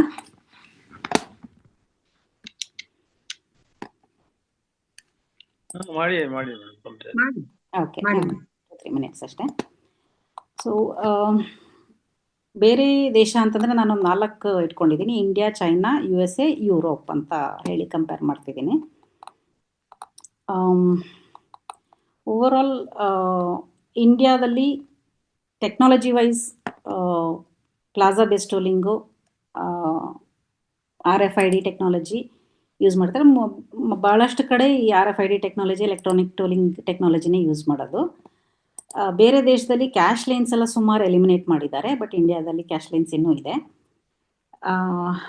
ಯುರೋಪ್ನಲ್ಲಿ ಓಪನ್ ರೋಡ್ ಟೋಲಿಂಗ್ ಅಂದರೆ ಬ್ಯಾರಿಯರ್ಸ್ ಇಲ್ಲ, ಹಾಗಾಗಿ ಫ್ಲೋ ಈಸಿಯಾಗಿರುತ್ತೆ. ಆ್ಯಂಡ್ ಇಂಡಿಯಾದಲ್ಲಿ ಎಲ್ಲ ಕಡೆನೂ ಪ್ಲಾಜಾ ಬೇಸ್ಡ್ ಟೋಲಿಂಗ್ ಅಂದರೆ ಬೂತ್ಗಳಿರ್ತವೆ, ಟೋಲ್ ಬೂತ್ಗಳು ಇದ್ದೇ ಇರುತ್ತೆ. ಆದರೆ ಯೂನಿಕ್ನೆಸ್ ಏನಪ್ಪ ಇಂಡಿಯಾದು ಅಂತಂದರೆ, we have that minimum distance rule ಅಂತ ಏನಿದೆಯಲ್ಲ, ಅದು ಇಂಡಿಯಾದಲ್ಲಿ ಮಾತ್ರ ಇರೋದು, ಯಾವ ದೇಶದಲ್ಲೂ ಅದಿಲ್ಲ. ಮತ್ತು ಪ್ರೈಸಿಂಗಿಗೆ ಬಂದಾಗ ಕೆಲವು ದೇಶಗಳಲ್ಲಿ ಡೈನಮಿಕ್ ಅಥವಾ ಕಂಜೆಷನ್ ಪ್ರೈಸಿಂಗ್ ಅಂತಾರೆ, ಅಂದರೆ ಟ್ರಾಫಿಕ್ ಫ್ಲೋ ಮೇಲೆ ಪ್ರೈಸಿಂಗ್ದು ರೇಟ್ಗಳು ಡಿಫರ್ ಆಗುತ್ತೆ. ಸೊ ಅದು ಇಂಡಿಯಾದಲ್ಲಿ ಆ ಥರದ್ದಿಲ್ಲ, ಅಂದರೆ ಫ್ಲ್ಯಾಟ್ ರೇಟ್ ಇರುತ್ತೆ. ಇಲ್ಲಿ ಒಂದು ಸಲ ಒಂದು ಸ್ಟ್ರೆಚ್ಚಿಗೆ ಏನು ಫಿಕ್ಸ್ ಮಾಡಿರ್ತಾರೆ, ಅದು ನೀವು ವೀಕ್ ಡೇಸ್ ಹೋಗಲಿ ವೀಕೆಂಡ್ಸ್ ಹೋಗಲಿ ಎಷ್ಟು ಟ್ರಾಫಿಕ್ ಇದ್ರೂ ಸೇಮ್ ರೇಟ್ ಇರುತ್ತೆ. ಎಕ್ಸೆಂಪ್ಷನ್ಸಿಗೆ ಬಂದರೆ ಇಂಡಿಯಾದಲ್ಲಿ ವಿಪರೀತ VIP ಎಕ್ಸೆಂಪ್ಷನ್ಸ್ ಕೊಡ್ತೀವಿ. ಬೇರೆ ದೇಶದಲ್ಲಿ ಆಲ್ಮೋಸ್ಟ್ ಇಲ್ಲವೇ ಇಲ್ಲ ಅನ್ನಂಗೆ. ಚೈನಾದಲ್ಲಿ ಲಿಮಿಟೆಡ್ ಆಗಿದೆ. ಮತ್ತು ಲೋಕಲ್ ರೆಸಿಡೆನ್ಸ್ ಕನ್ಸೆಷನ್ ಕಾನೂನು ಪ್ರಕಾರ ಇದೆ ಇಂಡಿಯಾದಲ್ಲಿ, ಬಟ್ ಬೇರೆ ಕಡೆ ಚೈನಾದಲ್ಲಂತೂ ಇಲ್ಲ, ಯುರೋಪಲ್ಲಿದೆ, USA ಕೆಲವು ಕಡೆ ಇದೆ. ಮತ್ತು ಎನ್ವೈರ್ನ್ಮೆಂಟ್ ಇನ್ಸೆಂಟಿವ್ಸ್ ಅಂದರೆ EV ವೆಹಿಕಲ್ಸ್ ಯೂಸ್ ಮಾಡ್ತಿದ್ರೆ ಏನಾದರೂ ಡಿಸ್ಕೌಂಟ್ ಇದೆಯಾ? ಯುರೋಪಲ್ಲಿ ಮಾತ್ರ ಸ್ಟ್ರಾಂಗ್ಲಿ EV ಎನ್ವೈರ್ನ್ಮೆಂಟ್ ಕನ್ಸೆಷನ್ಸ್ ಕೊಡ್ತಾರೆ, ಇನ್ಸೆಂಟಿವ್ಸ್ ಇದೆ. US ಕೂಡ ಇದೆ. ಚೈನಾದಲ್ಲಿ ಲಿಮಿಟೆಡ್ ಆಗಿದೆ, ಇಂಡಿಯಾದಲ್ಲಿ ಇಲ್ಲವೇ ಇಲ್ಲ. ಡಿಲೇಗೆ ವೇವರ್ ಆಗುತ್ತಾ ಅಂತಂದರೆ, ಈಗ ಲೇಟೆಸ್ಟ್ ಇನ್ಫಾರ್ಮೇಷನ್ ಪ್ರಕಾರ ಚೈನಾದಲ್ಲಿ ಲಿಮಿಟೆಡ್ ಆಗಿ ಇದೆ, ಅಂದರೆ ಡಿಲೇ ಮಾಡಿದ್ರೆ ಟೋಲ್ ಆಪ್ರೇಟರ್ಸು ಕಂಪ್ನಿಯವರು ಯೂಸರ್ಸಿಗೆ ಫ್ರೀಯಾಗಿ ಪಾಸ್ ಮಾಡೋಕ್ಕೆ ಬಿಡ್ತಾರ ಅಂತ. ಚೈನಾದಲ್ಲಿ ಲಿಮಿಟೆಡ್ ಆಗಿದೆ, US ಕೆಲವು ಕಡೆ ಇದೆ, ಯುರೋಪ್ನಲ್ಲಿ ಸುಮಾರು ಸರ್ವಿಸ್ ಸ್ಟ್ಯಾಂಡರ್ಡ್ಸ್ ಎಸ್ಟಾಬ್ಲಿಷ್ ಮಾಡಿದ್ದಾರೆ, ಅದ್ರ ಪ್ರಕಾರ ಮಾಡ್ತಾರೆ.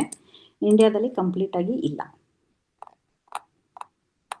ಮತ್ತು ಈ ಟೋಲ್ ರೆವೆನ್ಯೂನ ಯೂಸ್ ಮಾಡೋದು ಹೇಗೆ ಯೂಸ್ ಮಾಡ್ತಾರೆ ಬೇರೆ ದೇಶದಲ್ಲಿ ಅಂತಂದರೆ, ರಿಂಗ್ ಫೆನ್ಸಿಂಗ್ ಆಫ್ ಫಂಡ್ಸ್ ಅಂತ ಹೇಳ್ತಾರೆ. ಇದು ಇಲ್ಲಿ ಕಲೆಕ್ಟ್ ಆಗಿರೋಂಥ ಹಣನ, ಈ ಫಂಡನ್ನು ಬೇರೆ ಏನಕ್ಕೂ ಉಪಯೋಗಿಸದೆ ಸೇಫಾಗಿ ಇಲ್ಲಿಯೇ ಒಂದು ಇಂಪ್ರೂವ್ಮೆಂಟಿಗೆ, ಆಪ್ರೇಷನಲ್ಸ್ ಇಂಪ್ರೂವ್ಮೆಂಟಿಗೆ ಯೂಸ್ ಮಾಡುವಂಥದ್ದು ಸೇಫ್ಟಿ ನೆಟ್ ಥರ. ಅದು ಇಂಡಿಯಾದಲ್ಲಿ ಪಾರ್ಷಲ್ ಆಗಿ ಆ ಥರ ಯೂಸ್ ಮಾಡ್ತಾರೆ. USA, ಯುರೋಪ್, ಚೈನಾದ ಎಲ್ಲ ಕಡೆನೂ ಸ್ಟ್ರಾಂಗ್ ಆಗಿ ಅದನ್ನು ಆ ರೀತಿಯೇ ಮೀಸಲಾಗಿಟ್ಟಿರ್ತಾರೆ. ಮತ್ತು ಟ್ರಾನ್ಸ್ಪರೆನ್ಸಿ, ಪಬ್ಲಿಕ್ ಡಿಸ್ಕ್ಲೋಷರ್ ವಾಲಂಟ್ರಿ ಆಗಿ ಮಾಡೋದು ಇಂಡಿಯಾದಲ್ಲಿ ತುಂಬಾ ಲಿಮಿಟೆಡು, ಚೈನಾದಲ್ಲಿ ಮಾಡ್ರೇಟ್ ಆಗಿ ಮಾಡ್ತಾರೆ. USA, ಯುರೋಪ್ನಲ್ಲಿ ತುಂಬ ಟ್ರಾನ್ಸ್ಪರೆನ್ಸಿ ಇದೆ. ಸೊ ಪಬ್ಲಿಕ್ಕಿಗೆ ಇನ್ಫಾರ್ಮೇಷನ್ ಏನು ಕೊಡಬೇಕು, ರೂಲ್ಸ್ ರೆಗ್ಯುಲೇಷನ್ಸ್ ಇರ್ಬೋದು, ಅದು ಲೆಕ್ಕಗಳದ್ದಿರ್ಬೋದು, ಎಲ್ಲ ಡಿಸ್ಕ್ಲೋಷರು ಚೆನ್ನಾಗಿ ಇದೆ ಅಲ್ಲಿ. ಸೊ ಬೇಸಿಕಲಿ ಹೇಳ್ಬೇಕಂದ್ರೆ ಇಂಡಿಯಾದಲ್ಲಿ ರೂಲ್ಸು ಹೆವಿಯಾಗಿದೆ, ಆದರೆ ಸೋಷಲಿ ಸೆನ್ಸಿಟಿವ್ ರೂಲ್ಸ್ಗಳು ಕೂಡ ಇದೆ. ಪ್ಲಾಜಾ ಬೇಸ್ಡ್ ಆಗಿದೆ, ಬಟ್ ಡೈನಮಿಕ್ ಆಗಿಲ್ಲ, ಅಂದರೆ ಕಂಜೆಷನ್ ರಿಲೇಟೆಡ್ ಪ್ರೈಸಿಂಗ್ ಇಲ್ಲ. USA ಫ್ಲೆಕ್ಸಿಬಲ್ ಆಗಿದೆ. Most of them are driven by state. ಇಂಡಿಯಾದಲ್ಲೆಲ್ಲ ಸೆಂಟ್ರಲ್ ಆಗಿ ಕಲೆಕ್ಟ್ ಮಾಡ್ತಾರೆ toll, but US state driven. Congestion pricing ಚೆನ್ನಾಗಿದೆ ಅಲ್ಲಿ. Europe is the most advanced, ಎನ್ವೈರ್ನ್ಮೆಂಟ್ಗೂ ಲಿಂಕ್ ಮಾಡಿರೋಂಥ toll pricing. Open road system ಅಂದರೆ ಬ್ಯಾರಿಯರ್ಸ್ ಇರಲ್ಲ, ಹೈ ಟ್ರಾನ್ಸ್ಪರೆನ್ಸಿ ಇದೆ. ಚೈನಾದಲ್ಲಿ ಸ್ಕೇಲ್ ತುಂಬ ಇದೆ, ಅಂದರೆ there are lots of tolls, highways and tolls, fully electronic, centrally controlled. ಅಲ್ಲೂ ಕೂಡ ಯೂಸರ್ ಕನ್ಸೆಷನ್ಸು ತುಂಬ ಕಮ್ಮಿನೇ ಇರೋದು.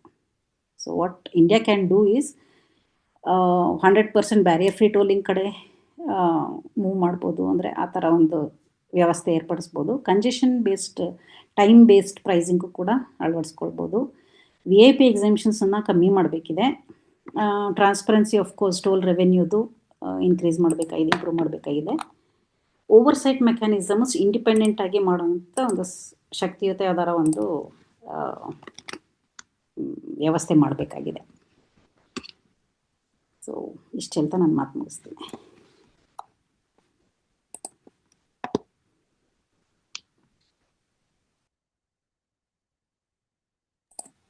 ಮುಗೀತು ಸರ್ ನಂದು. Okay, Diwakar. Thank you. ಮಾತಾಡಿ. Yeah, thank you.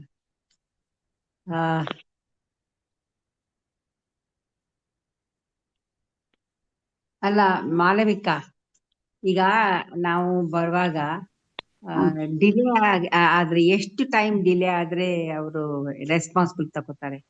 ಯಾಕಂದ್ರೆ ನಮಗೆ ಮೊನ್ನೆ ಸತಿ ಆಯ್ತು, ಆ ತರನೇ ಆಯ್ತು, ಡಿಲೇ ಆಯ್ತು, ಮತ್ತೆ ಅವರೊಳಗೆ ಜಗಳ ಶುರು ಆಗೋಯ್ತು. ನಮ್ಗೆ ಆ ತರ ಒಂದು ಎಮರ್ಜೆನ್ಸಿ ಇರುವಾಗ ನಮ್ಗೆ ಕಷ್ಟ ಆಗತ್ತೆ ಈ ತರ ಡಿಲೇ ಮಾಡಿದ್ರೆ ಅಲ್ವಾ ರೋಡಲ್ಲಿ. ಆ ಥರ ಕಾನೂನು ಇತ್ತು ಮೇಡಮ್, ಇವಾಗಿಲ್ಲ. ಹಾ, ಡಿಲೇ ಆದರೆ ಅವೆಲ್ಲನೂ ಅಥವಾ ವರ್ಕ್ ಆಗ್ತಿಲ್ಲ ಅಲ್ಲಿ ಸ್ಕ್ಯಾನರು, ಆ ಥರ ಎಲ್ಲ ವಿಷಯಗಳಿಗೆ ಯಾವ ವಿಷಯಕ್ಕೆ ಒಂದು ರೂಲ್ ಇತ್ತು ಹಿಂಗಾದರೆ ಫ್ರೀಯಾಗಿ ಬಿಟ್ಬಿಡಬೇಕು ಅಂತ, ಅದೆಲ್ಲನೂ ತೆಗೆದಾಕ್ಬಿಟ್ಟಿದ್ದಾರೆ. ಸೊ ಆವಾಗ ನಾವು ಮಾತಾಡ್ಬೇಕಾದ್ರೆ ನನ್ನ ಮಾಹಿತಿ ಸ್ವಲ್ಪ ಹಳೇದಿತ್ತು, ಹಾಗಾಗಿ ಅದು ಇನ್ನೂ ಫೋರ್ಸಲ್ಲಿ ಇದೆ ಅಂದ್ಕೊಂಡಿದೆ. ಇವಾಗ ಓದಿದ್ಮೇಲೆ ಗೊತ್ತಾಯ್ತು ಈಗ ತೆಗೆದಾಕ್ಬಿಟ್ಟಿದ್ದಾರೆ ಅಮೆಂಡ್ಮೆಂಟ್ ಮಾಡಿ ಅಂತ.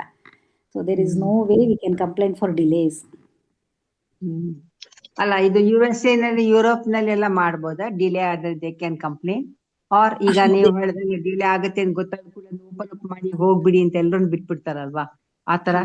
ನಾನು ಇದ್ದಿದ್ದ ಟೈಮ್ನಲ್ಲಿ US ನಲ್ಲಿ ಯೂಶಲಿ ಹಂಗಾದಾಗ ಕಂಪ್ಲೇಂಟೇ ಮಾಡೋದು ಬೇಡ, ಅವರು ಸೆಲ್ಫ್ ಅಂದರೆ ವಾಲಂಟ್ರಿಯಾಗಿ ಅವರು ಬಿಟ್ಬಿಡೋರು. ಆ ಥರ ಏನಾರು ಆಗಿದ್ರೆ ಅಂದರೆ ತುಂಬ ಪೈಲಪ್ ಆಗ್ತಿದೆ ಅಂತ ಅಂದಾಗ ಬಿಟ್ಬಿಡೋರು, ಅಥವಾ ವರ್ಕ್ ಆಗ್ತಿಲ್ಲ ಅಂತಂದರೆ ಫ್ರೀಯಾಗಿ ಬಿಟ್ಬಿಡೋರು, ಆ ಥರ ಮಾಡೋರು. ಆದರೆ ರೂಲ್ಸಲ್ಲಿ ಇದೆಯೋ ಇಲ್ಲೋ ಅಂತ ಅವಾಗ ನಂಗೆ ಗೊತ್ತಿರಲಿಲ್ಲ. ಬಟ್ ಇವಾಗ ನಾನು ನೋಡಿದ್ನಲ್ಲ ಕಂಪ್ಯಾರಿಸನ್ ಮಾಡಬೇಕಾದ್ರೆ, ಸೊ ಅದ್ರ ಪ್ರಕಾರ ಕೆಲವು ಕಡೆ ಇದೆ, ಎಲ್ಲ ಕಡೆನೂ ಇಲ್ಲ. US ನಲ್ಲಿ ಸ್ವಲ್ಪ ಕಡೆ ಇದೆ, ಬಟ್ ಯುರೋಪ್ನಲ್ಲಿ ಸಮ್ ಸ್ಟ್ಯಾಂಡರ್ಡ್ಸ್ ಎಸ್ಟಾಬ್ಲಿಷ್ ಮಾಡಿದ್ದಾರೆ, ಹಾಗಾಗಿದೆ. ಚೈನಾದಲ್ಲೂ ಇದೆ ಬಟ್ ಲಿಮಿಟೆಡ್ ಆಗಿದೆ. ಬಟ್ ಇಂಡಿಯಾದಲ್ಲಿ 100% ಇಲ್ಲ ಇವತ್ತಿಗೆ. ಸ್ವಲ್ಪ ವರ್ಷಗಳ ಹಿಂದೆ ಇತ್ತು, 1-2-3 ವರ್ಷದಿಂದ, ಬಟ್ ಇವಾಗಿಲ್ಲ. ರಿಟರ್ನ್ ರೂಲ್ಸ್ ಸ್ಟ್ರಾಂಗ್ ಆಗಿದೆ ಇಂಡಿಯಾ, ಬಟ್ ಎನ್ಫೋರ್ಸ್ ಮಾಡೋದು ತುಂಬಾ ಕಷ್ಟ ಇಂಡಿಯಾದಲ್ಲಿ. ಮಲವಿಕಾ ಅವರೇ, ಒಂದು ಸಜೆಷನ್, ಒಂದು ಟೋಲ್ ಪ್ಲಾಜಾ ಕಂಪ್ಲೈಂಟ್ಸ್ ಆ್ಯಪಿಗೆ ನೀವು ಹೇಳೋದನ್ನೆಲ್ಲ ಕೇಳಿದ್ಮೇಲೆ ಒಳ್ಳೆ ಒಂದು ಅವಕಾಶ ಇದೆ.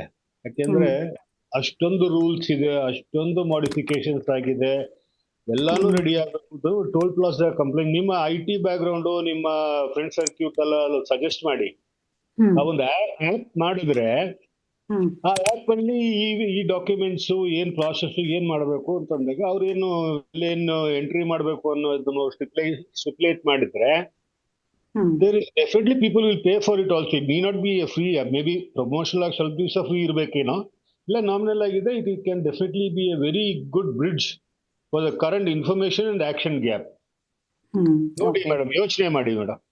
Yeah sure sir.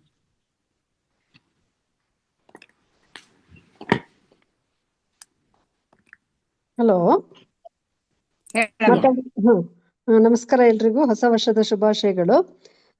ನನಗೆ ಬೆಂಗಳೂರು ಹತ್ರ ಬಿಡದಿ ಟೋಲ್ ಹತ್ರ ಹೋದಾಗ ಒಂದ್ಸಲ ಏನಾಯ್ತು, ನಾನು ಫಾಸ್ಟಾಗ್ ಅಲ್ಲೇನೆ ಫೋನ್ ಪೇ ಮೂಲಕ ಮಾಡ್ಕೊಂಡಿದ್ದೀನಿ. ನನ್ನ ಅಕೌಂಟಲ್ಲಿ 600 ರೂಪೀಸ್ ಇದೆ. ಆದರೆ ನನ್ನ ಕೊಟಕ್ ಮಹೀಂದ್ರ ಬ್ಯಾಂಕ್ ಮೂಲಕ ಲಿಂಕ್ ಆಗಿದ್ರಿಂದ ಅಲ್ಲಿ ಹೋದ್ರೆ ಸರ್ವರ್ ವರ್ಕ್ ಆಗಲಿಲ್ಲ. ಅರ್ಧ ಮುಕ್ಕಾಲು ಗಂಟೆ ಕಾಯ್ದೆ. ನೋಡ್ತಾ ಇದೀವಿ ಮೇಡಮ್ ಅಂತ ಹೇಳಿದ್ರು. ಕಡೆಗೂ ನಂಗೆ ಲೇಟ್ ಆಗುತ್ತೆ, ಹೋಗ್ಲೇಬೇಕು ಅಂದಾಗ, ನೀವು ಬೇರೆ ಏನಾದ್ರು ಆಲ್ಟರ್ನೇಟಿವ್ ಇದೆ ಅಂದ್ರೆ, ಅಲ್ಲೊಬ್ಬ ಇದ್ದ ಏಜೆಂಟ್, ಅವನ ಎಂಪ್ಲಾಯಿನೋ ಗೊತ್ತಿಲ್ಲ, ಅವನ್ ಏನ್ ಹೇಳ್ತಾನೆ, 800 ರೂಪಾಯಿ ಕಟ್ಕೊಳ್ಳಿ ಮೇಡಮ್, 400 ರೂಪಾಯಿ ನಮ್ಮ ಹತ್ರನೇ ಇರುತ್ತೆ, ಇನ್ನು 400 ರೂಪಾಯಿನಲ್ಲಿ ಈಗ ನಿಮ್ದು ಒಂದು ಟೋಲ್ ಹೋಗಿ ಇನ್ನೊಂದು 100 ರೂಪಾಯಿ ಉಳ್ಕೊಳ್ಳುತ್ತೆ, ಅದೊಂದೇ ಅವಕಾಶ ಇರೋದು ಅಂತ. ಕಡೆಗೆ ನಂಗೆ ಟೈಮ್ ಆಗ್ಲಿಲ್ಲ ಅಂದ್ಬಿಟ್ಟು 340 ರೂಪಾಯಿ ಕೊಟ್ಬಿಟ್ಟು ನಾನು ಟೋಲ್ ಪಾಸ್ ಆದೆ. ಮತ್ತೆ ಬೆಂಗಳೂರಿಂದ ಬರ್ಬೇಕಾದ್ರೆ ನೋಡಿದ್ರು ಮತ್ತೆ ವರ್ಕ್ ಆಗ್ಲಿಲ್ಲ. ಈ ತರ ಹಿಂಗೆ ನಮ್ದೇನು ತಪ್ಪಿಲ್ಲ, ಬ್ಯಾಲೆನ್ಸ್ ಇದೆ ನಮ್ಮ ಹತ್ರ. ಸರ್ವರ್ ಡೌನ್ ಆಗದೆ ಟೋಲ್ ಕಟ್ ಆಗದೆ ಹೋದ್ರೆ ನಾವ್ ಹೆಂಗ ಅದನ್ನ ಎಕ್ಸ್ಟ್ರಾ ಕೊಟ್ಬಿಟ್ಟು ಮುಂದಕ್ಕೆ ಹೋಗ್ಬೇಕು. ಇದಕ್ಕೆ ಏನ್ ಮಾಡ್ಬೋದು ಅಂತ ಈ ತರ ಸಮಸ್ಯೆ. ನಾನೀಗ ಸರ್ವಿಸ್ ರೋಡಲ್ಲಿ ಬರ್ತಾ ಇದ್ದೀನಿ, ಆ ಟೈಮು ಹೋಗುತ್ತೆ, ಹಣನೂ ಜಾಸ್ತಿ ಕೊಡ್ಬೇಕು, ಮತ್ತೆ ವರ್ಕ್ ಆಗಲ್ಲ. ಇದು ಯಾವಾಗ ಮೇಡಮ್? ಇದು ನನ್ಗೆ ಹೋದ್ ಮಾರ್ಚ್ ಅಲ್ಲಿ 25 ಮಾರ್ಚ್ ಅಲ್ಲಿ ಒಂದ್ಸಲ ಆಯ್ತು. ಈಗ ಮೊನ್ನೆ ಮತ್ತೆ ಬೆಂಗಳೂರು ಹೋಗ್ಬೇಕಾದ್ರೂ ಮತ್ತೆ ಹಂಗೆ ಆಯ್ತು, ಸೆಪ್ಟೆಂಬರ್ ಅಲ್ಲಿ. ಸೆಪ್ಟೆಂಬರ್ ಅಲ್ಲಿ. ಆಕ್ಚುಲಿ ಇವಾಗ ಅದಕ್ಕೊಂದು ಸೊಲ್ಯೂಷನ್ ಇದೆ. ನವೆಂಬರ್ ನಲ್ಲಿ ಅಮೆಂಡ್ಮೆಂಟ್ ಮಾಡಿದಾರಲ್ಲ, UPI ಪೇಮೆಂಟ್ಸು ಮಾಡಬಹುದು. ಸೊ UPI ಪೇಮೆಂಟ್ ಮಾಡಿದ್ರೆ ನಿಮಗೆ 1.25 ಟೈಮ್ಸು ಚಾರ್ಜ್ ಮಾಡ್ತಾರೆ. ಕ್ಯಾಶ್ ಆದ್ರೆ ಡಬಲ್ ಮಾಡ್ತಾರೆ. ಬಟ್ ಇಲ್ಲಿ ಬ್ಯಾಂಕಿಂದ ಪ್ರಾಬ್ಲಮ್ ಆಗಿರೋದ್ರಿಂದ ಇದು ಟೋಲ್ ಆಪರೇಟರ್ದು ಅವ್ರದ್ದು ಪ್ರಾಬ್ಲಮ್ ಅಂತ ಅವ್ರು ಕನ್ಸಿಡರ್ ಮಾಡಲ್ಲ. ಹಾಗಾಗಿ ಫಾಸ್ಟ್ಯಾಗ್ ಕಡೆಯಿಂದನೂ ಪ್ರಾಬ್ಲಮ್ ಆಗಿಲ್ಲ. ಫಾಸ್ಟ್ಯಾಗ್ ಅಥವಾ ಟೋಲ್ ಆಪರೇಟರ್ದು ಅಲ್ಲಿ ಪ್ಲಾಜಾದಲ್ಲಿ ಏನಾದ್ರು ಪ್ರಾಬ್ಲಮ್ ಆಗಿದೆ ಅಂದರೆ ಅವ್ರದ್ದು ತಪ್ಪಾಗುತ್ತೆ. ಬಟ್ ಬ್ಯಾಂಕಿನ ಪ್ರಾಬ್ಲಮ್ ಆಗಿದ್ರಿಂದ ಅದು ಅವ್ರಿಗೆ ಬರೋದಿಲ್ಲ. ಬಟ್ ಫಾರ್ಚುನೇಟ್ಲಿ ಇವಾಗ ಅಟ್ಲೀಸ್ಟ್ ಬೇರೆ ಆಪ್ಷನ್ಸ್ ಇದೆ. ಇವಾಗ UPI ಇಂದ ಮಾಡಿದ್ರೆ 1.25 ಟೈಮ್ಸು ತಗೊಳ್ತಾರೆ, better then cash.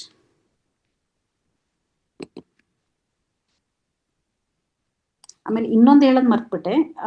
Actually express ವೇಗಳಲ್ಲಿ 24 ಗಂಟೆ ಒಳಗಡೆ ನೀವು ರೌಂಡ್ ಟ್ರಿಪ್ ಮಾಡಿದ್ರೆ 1.5 ಟೈಮ್ಸ್ ಅಷ್ಟೇ ಚಾರ್ಜ್ ಮಾಡ್ತಾರೆ. ಅದು ಆಟೋಮೆಟಿಕ್ಕಾಗಿ ಆಗ್ತಾ ಇದೆ ಅದು. ಸೊ ಅಂದರೆ ಇವಾಗ 100 ರೂಪಾಯಿ ಹೋಗೋಕ್ಕೆ 100 ರೂಪಾಯಿ ಬರೋಕ್ಕೆ ಅಂತ ಆದರೆ 200 ಆಗಲ್ಲ, 150 ರೂಪಾಯಿ ಆಗುತ್ತೆ ಆ ಥರ.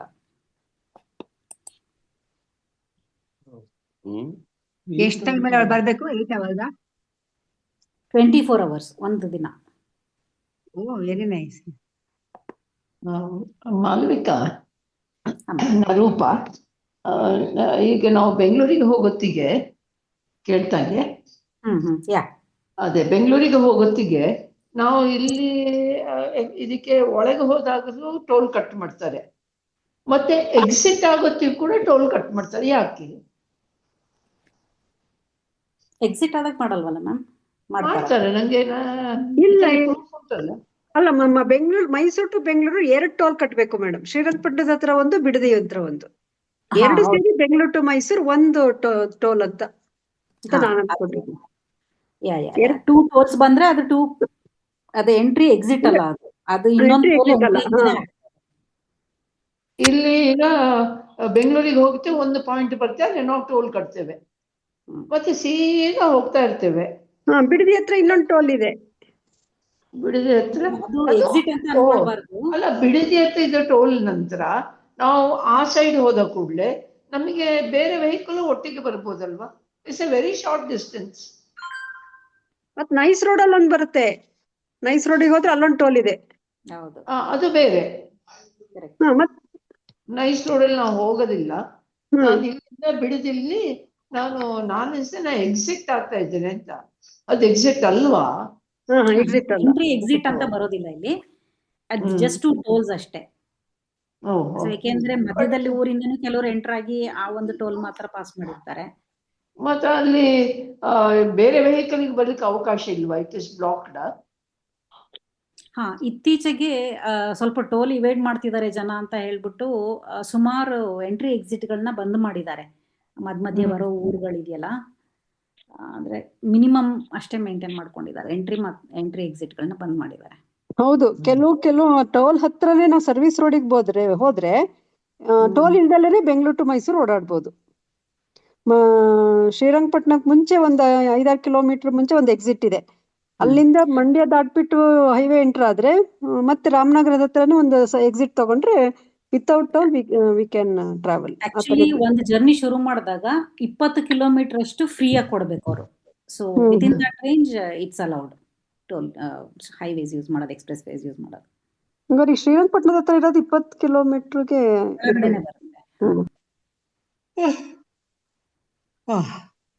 ಮತ್ತೆ ಇನ್ನೊಂದು ಇದೇನಂದ್ರೆ, ಸ್ವಲ್ಪ ಸಮಯ ಹಿಂದೆ ಹೇಮಲತಾನವರೇ ಒಂದು ಇದು ರಿಸರ್ಚ್ ಅಂದ್ರೆ ಅವರು ಸ್ಟೂಡೆಂಟ್ಸ್ ಮಾಡಿದ ಸ್ಟಡಿಯನ್ನ ಪ್ರೆಸೆಂಟ್ ಮಾಡಿದ್ರು.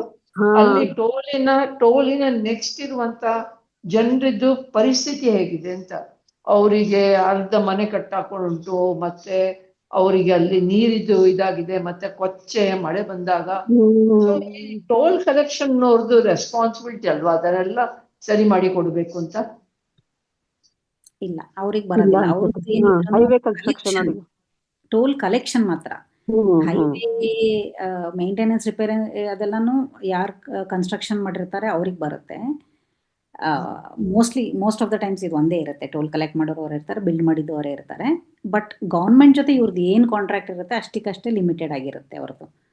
So government should take care of including in the contract. ಅವ್ರಿಗೆ ಅದು ಅವ್ರು ಮಾಡಬೇಕು ಅಂತನಾದ್ರೆ ಇಲ್ಲ ಗೌರ್ಮೆಂಟ್ ಸೆಪರೇಟ್ ಆಗಿ. ಸ್ಟಡಿ ತುಂಬಾ ಚೆನ್ನಾಗಿತ್ತು ಇವ್ರದ್ದು, ಹೇಮಲತಾ ಪ್ರೆಸೆಂಟ್ ಮಾಡಿದ್ದು.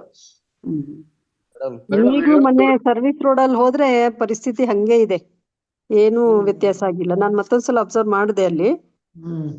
ಏನ್ರ ಮಳೆಗಾಲದಲ್ಲಿ ಬೇಸಿಗೆನಲ್ಲಿ ಚಳಿಗಾಲದಲ್ಲಿ ಓಕೆ ಹೆಂಗೋ ಮಾಡ್ತಾರೆ, ಮಳೆಗಾಲದಲ್ಲಿ ಸ್ವಲ್ಪ ಕಷ್ಟ ಆಗುತ್ತೆ ಅವ್ರಿಗೆ, ಹಾಗೆ ಇದೆ.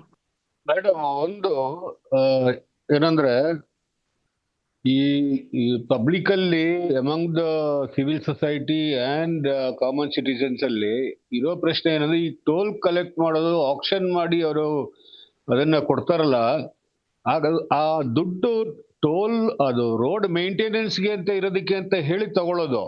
ಹೌದು, ನಾನು ಅದನ್ನೇ ಕೇಳೋಣ ಅಂತಿದ್ದೆ. ಈಸ್ ಇಟ್ ಬೀಯಿಂಗ್ ಯೂಸ್ಡ್, ಅದ್ರ ಬಗ್ಗೆ ಟ್ರಾನ್ಸ್ಪರೆನ್ಸಿನೇ ಇಲ್ಲ. ಸೊ ಈ ಹಿನ್ನೆಲೆ ಅದಕ್ಕೊಂದು RTI ಮತ್ತೆ PIL ಅವೆಲ್ಲ ಮಾಡುವ ಒಂದು ಮಾಡ್ಬೇಕಾಗತ್ತಲ್ವಾ ಮೇಡಮ್? ಹೌದು, ಯಾವುದೇ ಒಂದು ಡಾಕ್ಯುಮೆಂಟೇಶನ್ ಅವ್ರು ವಾಲಂಟರಿ ಡಿಸ್ಕ್ಲೋಸ್ ಮಾಡೋದೇ ಇಲ್ಲ.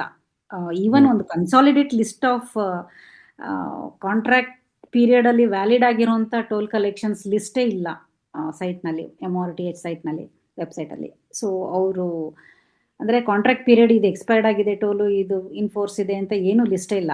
ಸೊ ಅದನ್ನೇ ಕೊಡದೇ ಇರೋರು ಇನ್ನು ರೆವೆನ್ಯೂ ಕಲೆಕ್ಷನ್ ಬಗ್ಗೆ ನಾವು RTI ಹಾಕಿ ತಗೊಳ್ಬೇಕು. ಇಲ್ಲ, ಇನ್ನೊಂದು ಇದು ಒಂದು ರೋಡ್ ಕನ್ಸ್ಟ್ರಕ್ಟ್ ಆಗಿದ ತಕ್ಷಣನೇ ಅವ್ರು ಟೋಲ್ ಶುರು ಮಾಡ್ತಾರೆ. ಆದ್ರೆ ಆ ಕಾಂಟ್ರಾಕ್ಟ್ ಪ್ರಕಾರ ರೋಡ್ ಎಷ್ಟು ದಿವಸ ಮೇಂಟೈನ್ ಫ್ರೀ ಆಗಿರುತ್ತೆ ಅನ್ನೋದು ಬೇಕಲ್ಲ. ಮೇಂಟೆನೆನ್ಸ್ ಈಗ ಹೊಸ ರೋಡು ನಾಳೆನೇ ಮೇಂಟೆನೆನ್ಸ್ ಅಲ್ಲಲ್ಲ.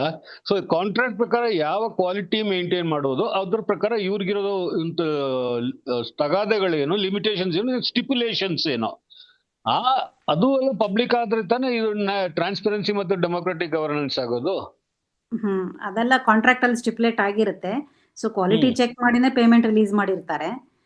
ಸೊ ಅದ್ರ ಪ್ರಕಾರ ಎಕ್ಸ್ಪೆಕ್ಟೇಷನ್ ಏನಿರುತ್ತೆ, ಕ್ವಾಲಿಟಿ ಚೆಕ್ ಮಾಡಿ ಪೇಮೆಂಟ್ ರೆಡಿ ಮಾಡ್ತಾರೆ. ಕ್ವಾಲಿಟಿ ಚೆಕ್ ಮಾಡಿ ಪೇಮೆಂಟ್ ಮಾಡಿರ್ತಾರೆ ನಿಜ. ಅದು ಹೊಸ ರೋಡ್ ಕನ್ಸ್ಟ್ರಕ್ಟ್ ಮಾಡಿದ್ಮೇಲೆ certain period of maintenance free period ಇರಲೇಬೇಕಲ್ಲ. Not that you have to collect the toll from the next day when it becomes operational ಅಲ್ವಾ? ಅವ್ರ ಕಾಸ್ಟ್ ಆಫ್ ಕನ್ಸ್ಟ್ರಕ್ಷನ್ ರಿಕವರ್ ಮಾಡೋದಿರುತ್ತಲ್ಲ ಸರ್. ಸರಿ, ಇದು ಟ್ಯಾಕ್ಸ್ ಕಟ್ಟಿನ ಮೊದಲು ತಗೊಳ್ಳೋದು, ಆಮೇಲೆ ನ್ಯಾಷನಲ್ ಹೈವೇ ಕಾಸ್ಟ್ ಆಫ್ ಕನ್ಸ್ಟ್ರಕ್ಷನ್ಗೆ ಅಂತೇಳಿ ವಾಪಸ್ ಮಾಡೋದು, ಅದಕ್ಕೆ ಕಲೆಕ್ಷನ್ಗೆ ಅಂತೇಳಿ ಆಕ್ಷನ್ ಮಾಡೋದು, ಅದಕ್ಕೆ ಬಿಡ್ಡರ್ಸ್ ಬರೋದು. ಏನ್ ಮೇಡಮ್ ಇದು, ಏನು ಅರ್ಥ ಆಗಲ್ಲ, ಹೋಗಿ ಬಿಡಿ. ಅದೇ 3 ಕಾರಣ ಇದೆ. ಕಾಸ್ಟ್ ಆಫ್ ಕನ್ಸ್ಟ್ರಕ್ಷನ್ ರಿಕವರ್ ಮಾಡೋದಕ್ಕೆ, ಮೇಂಟೆನೆನ್ಸ್ಗೆ, ಆಪರೇಷನ್ಸ್ಗೆ, ಅದಕ್ಕೆಲ್ಲದಕ್ಕೂ ಸೇರಿಸಿ ಶುರು ಮಾಡ್ತಾರೆ. ಮೇಡಮ್ ಇದು ಆಪ್ ನ ಒಬ್ಬ ಪಾರ್ಲಿಮೆಂಟ್ ಮೆಂಬರು ರೋಡ್ ಟ್ಯಾಕ್ಸ್ ಇದು ಟೋಲ್ ಕಲೆಕ್ಟ್ ಮಾಡೋದೇ ಅನ್ಕಾನ್ಸ್ಟಿಟ್ಯೂಷನಲ್ ಅಂತ ಆರ್ಗ್ಯೂ ಮಾಡಿದಾರೆ ಒಂದ್ಸರಿ. ಈಗ ಇದನ್ನ ರಿಜಿಸ್ಟ್ರೇಷನ್ ಮಾಡ್ಕೊಳ್ಳುವಾಗ್ಲೇ ರೋಡ್ ಟ್ಯಾಕ್ಸ್ ಅದು ಇದು ಅಂತ ಎಲ್ಲಾ ತಕೊಳ್ತಾರೆ. ಬಟ್ ಇದು ಅನ್ಕಾನ್ಸ್ಟಿಟ್ಯೂಷನ್ ಅಂತ ಅವನ ಆರ್ಗ್ಯೂ ಮಾಡಿದ್ರು ಒಂದ್ಸತಿ. ಎಂತದೋ ಚೆಡ್ಡಾ ಸಮ್ MP ಮಾಡಿದ್ರು. ಅದಕ್ಕೆ ಇದು ಅನ್ಕಾನ್ಸ್ಟಿಟ್ಯೂಷನಲ್, ಇದು ಕೋರ್ಟ್ ಅಲ್ಲಿ ಇದು ಇಲ್ಲೋ, ಇದು PIL ಟೋಲ್ಸೇ ಹಾಕ್ಬಾರ್ದು ಅಂತ ಯಾವ್ದನ್ನು PIL ನನಗೆ ಗೊತ್ತಿರಂಗಿಲ್ಲ ಸರ್. ಬಟ್ ಏನಂದ್ರೆ ಕೆಲವುದು ಮ್ಯಾಸಿವ್ ಪ್ರೊಟೆಸ್ಟ್ಗಳಾದಾಗ ಟೋಲ್ ಹಾಕೋದು ನಿಲ್ಸಿದ್ದಾರೆ. ಇವಾಗ ಕೆಲವು ಕಡೆ ಪಂಜಾಬ್ನಲ್ಲಿ ನಿಲ್ಸಿರೋದನ್ನು ಕೂಡ ಬೈ ಅಡ್ಮಿನಿಸ್ಟ್ರೇಟಿವ್ ಪಾಲಿಸಿ ಅಂತಾನೆ ಮಾಡ್ಕೊಂಡು ಅವ್ರು ಕ್ಲೋಸ್ ಮಾಡಿದ್ರು. ಕೆಲವು ಕಡೆ ಜನರು ಕೂಡ ನಮಗೆ ಟೋಲ್ ಬೇಡ ಸ್ಟೇಟ್ ಹೈವೇದು ಅಂತ ಟೋಲ್ ಗೇಟ್ ಧ್ವಂಸ ಮಾಡಿದ್ದಾರೆ. ಕೆಲವು ಕಡೆ ನಾರ್ತ್ ಇಂಡಿಯಾದಲ್ಲಿ ಅವರೆಲ್ಲ ಫ್ರೀ ಮಾಡಿದಾರೆ ಅದನ್ನ. ಅದನ್ನ ಈಗ ನೋಡಿ ಅಲ್ಲಿ ನಾಕ್ಸಂದ್ರ ಅದು ಎಕ್ಸ್ಪೈರಿ ಆದ್ರೂ ಕಲೆಕ್ಟ್ ಮಾಡ್ತಿದ್ದಾರೆ, ಗೊತ್ತೂ ಇರ್ಲಿಲ್ಲ ಜನಕ್ಕೆ. ಇವಾಗ PIL ಹಾಕಿದ್ದಾರೆ ಯಾರೋ. ಸೊ ನಾವು ಅದ್ರ ಬಗ್ಗೆ ಇಷ್ಟು ವರ್ಷ ಆಗಿದೆ, ಇಷ್ಟು ವರ್ಷದಿಂದ ಕಲೆಕ್ಟ್ ಮಾಡ್ತಿದ್ದಾರೆ, ಇನ್ನೂ ಯಾಕೆ ಕಲೆಕ್ಟ್ ಮಾಡಬೇಕು ಅಂತ ನಾವು ಧ್ವನಿ ಎತ್ತಿದ್ರೆ ಅದು ಚೇಂಜ್ ಆಗುತ್ತೆ. ಕಾನ್ಸ್ಟಿಟ್ಯೂಷನಲ್ ಏನ್ ಇರ್ಲಿ ಇಲ್ಲದೆ ಇರ್ಲಿ ಜನರ ಧ್ವನಿ ಎತ್ತಿದ್ರೆ ಆಗುತ್ತೆ ಸರ್. ಅಂದ್ರೆ ಕಲೆಕ್ಟಿವ್ ಆಗಿ ಮಾಡ್ಬೇಕು. ಸಾಮಾನ್ಯರ ಮೇಲೆ ಒಂಥರ ಡೇರಾಬರಿ ಆಗ್ತಾ ಇರೋಂತದ್ದು ಬಹಳ ಅನ್ಯಾಯ. ಮಂಗಳೂರು ಸೂರತ್ ಕಲ್ಲಲ್ಲಿ ಜನ ಹೋರಾಟ ಮಾಡಿ ಕ್ಯಾನ್ಸಲ್ ಮಾಡ್ಸಿದ್ರಂತೆ. ಮಂಗಳೂರು ಹತ್ರ ಸೂರತ್ ಕಲ್ಲಲ್ಲಿ ಕ್ಯಾನ್ಸಲ್ ಮಾಡ್ತಿದ್ರು ಅಂತ ಪೇಪರ್ ಅಲ್ಲಿ ಓದಿದ್ದೆ ನಾನು. ಮನೀರ್ ಕಟಿಪಾಳ್ಯ ಅವರ ನೇತೃತ್ವದಲ್ಲಿ CPM, DYFI ಮತ್ತೆ ಇತರ ಎಡಪಕ್ಷಗಳ ಸಂಘಟನೆಗಳು ಸೇರಿ ಎಲ್ಲ ಸೇರಿದ್ರಲ್ಲಿ ಅವರು ಆ ಪ್ರತಿಭಟನೆ ಮಾಡಿ ಅಲ್ಲಿ ಟೋಲ್ ತೆಗೆದುಕೊಳ್ಳಲೇಬಾರದು ಅಂತ ಹೇಳಿ ಕ್ಯಾನ್ಸಲ್ ಮಾಡಿದ್ರು. ಸೂರತ್ ಕಲ್ ಹತ್ರ ಮಾಡಿದ್ದಾರೆ. ಸುರತ್ ಕಲ್ ಹತ್ರ ಮಾಡಿದ್ದ ಪರ್ಸನ್ ಇದೆ ನಮ್ಮ ಗ್ರೂಪ್ ಅಲ್ಲಿ ಇದ್ದಾರೆ. ಅವ್ರು ಆಕ್ಚುಲಿ ಇವತ್ತು ಬರ್ಲಿಲ್ಲ. ಹರೀಶ್ ಹರೀಶ್ ಪೇಜಾವರ್ ಅಂತ. ಪೇಜಾವರ್ ಹೌದು, ಅವರು ನಂಗೆ ಹೆಚ್ಚು ಮಾತಾಡ್ಲಿಕ್ಕೆ ಆಗಿಲ್ಲ. ಮೊನ್ನೆ ಊರಿಗೆ ಹೋದಾಗ ನಾ ಮಾತಾಡ್ಬೇಕು ಅಂತಿದ್ದೆ, ಅಲ್ಲಿ ತಪ್ಪಿ ಹೋಯ್ತು ಮಾತು. ಮಾತ್ರ ಹೌ ಡು ವಿ ಅವರ ಪ್ರಕಾರ it was an illegal toll ಅಂತೆ. How do we identify an illegal toll? Toll ನಿರಾಕರಣೆ ಒಂದು ಚಳವಳಿ ಆಗ್ಬೇಕು. ಅಲ್ಲ ಮೇಡಮ್, ಮಾಲವಿಕ ಅವ್ರೆ, ಒಂದ್ ಪ್ರಶ್ನೆ ನೀವ್ ಹೇಳಿದ ಹಿನ್ನೆಲೆಯಲ್ಲೇನೆ ಪಂಜಾಬ್ ಅಲ್ಲಿ ಎಲ್ಲ ಟೋಲ್ ಫ್ರೀ ಮಾಡಿದ್ದಾರೆ. ಅವ್ರ ವಿರುದ್ಧ ನ್ಯಾಷನಲ್ ಹೈವೇ ಅಥಾರಿಟಿ ಕೇಸ್ ಹಾಕಿದೆ. ಸೊ ಹಾಗಿದ್ದಾಗ what is pro people? National highway authority central ಬರುತ್ತೆ, ಸೆಂಟ್ರಲ್ನವರು ಮಾಡಿರೋದು. ಎವ್ರಿಥಿಂಗ್ ಇಸ್ ಬಿಕಮಿಂಗ್ ಪಾಲಿಟಿಕ್ಸ್ ಅಲ್ವಾ? ಸಿ, ಪ್ರೋ ಪೀಪಲ್ ಆಗಿ ಮಾಡ್ತಾ ಇರೋದನ್ನ ವಿರುದ್ಧ state, see, when it is say National Highway Authority, the state is approaching a pro-people action by a fellow state, and a state government run by another political party. And the central government is acting on behalf of the lobbies anta aaytu ashte. Despite 45 to 46% reduction in the death rate, accident rates through those initiatives. So, ಎಲ್ಲಿದೆ logic ಇದರಲ್ಲಿ? I mean, ಎಲ್ಲಿದೆ? Where is right and where is wrong ಅಂತ condition ಮಾಡದೆ toll collect ಮಾಡ್ತಾ ಇದಾರೆ. ಅದು service road ಕೆಲವು ಕಡೆ ಇಲ್ಲ ನೋಡಿ. ನಂಜನಗೂಡು ಮೈಸೂರು ಸರ್ವಿಸ್ ರೋಡ್ ಇಲ್ಲ, ಟೋಲ್ ಕಲೆಕ್ಟ್ ಮಾಡ್ತಾ ಇದಾರೆ.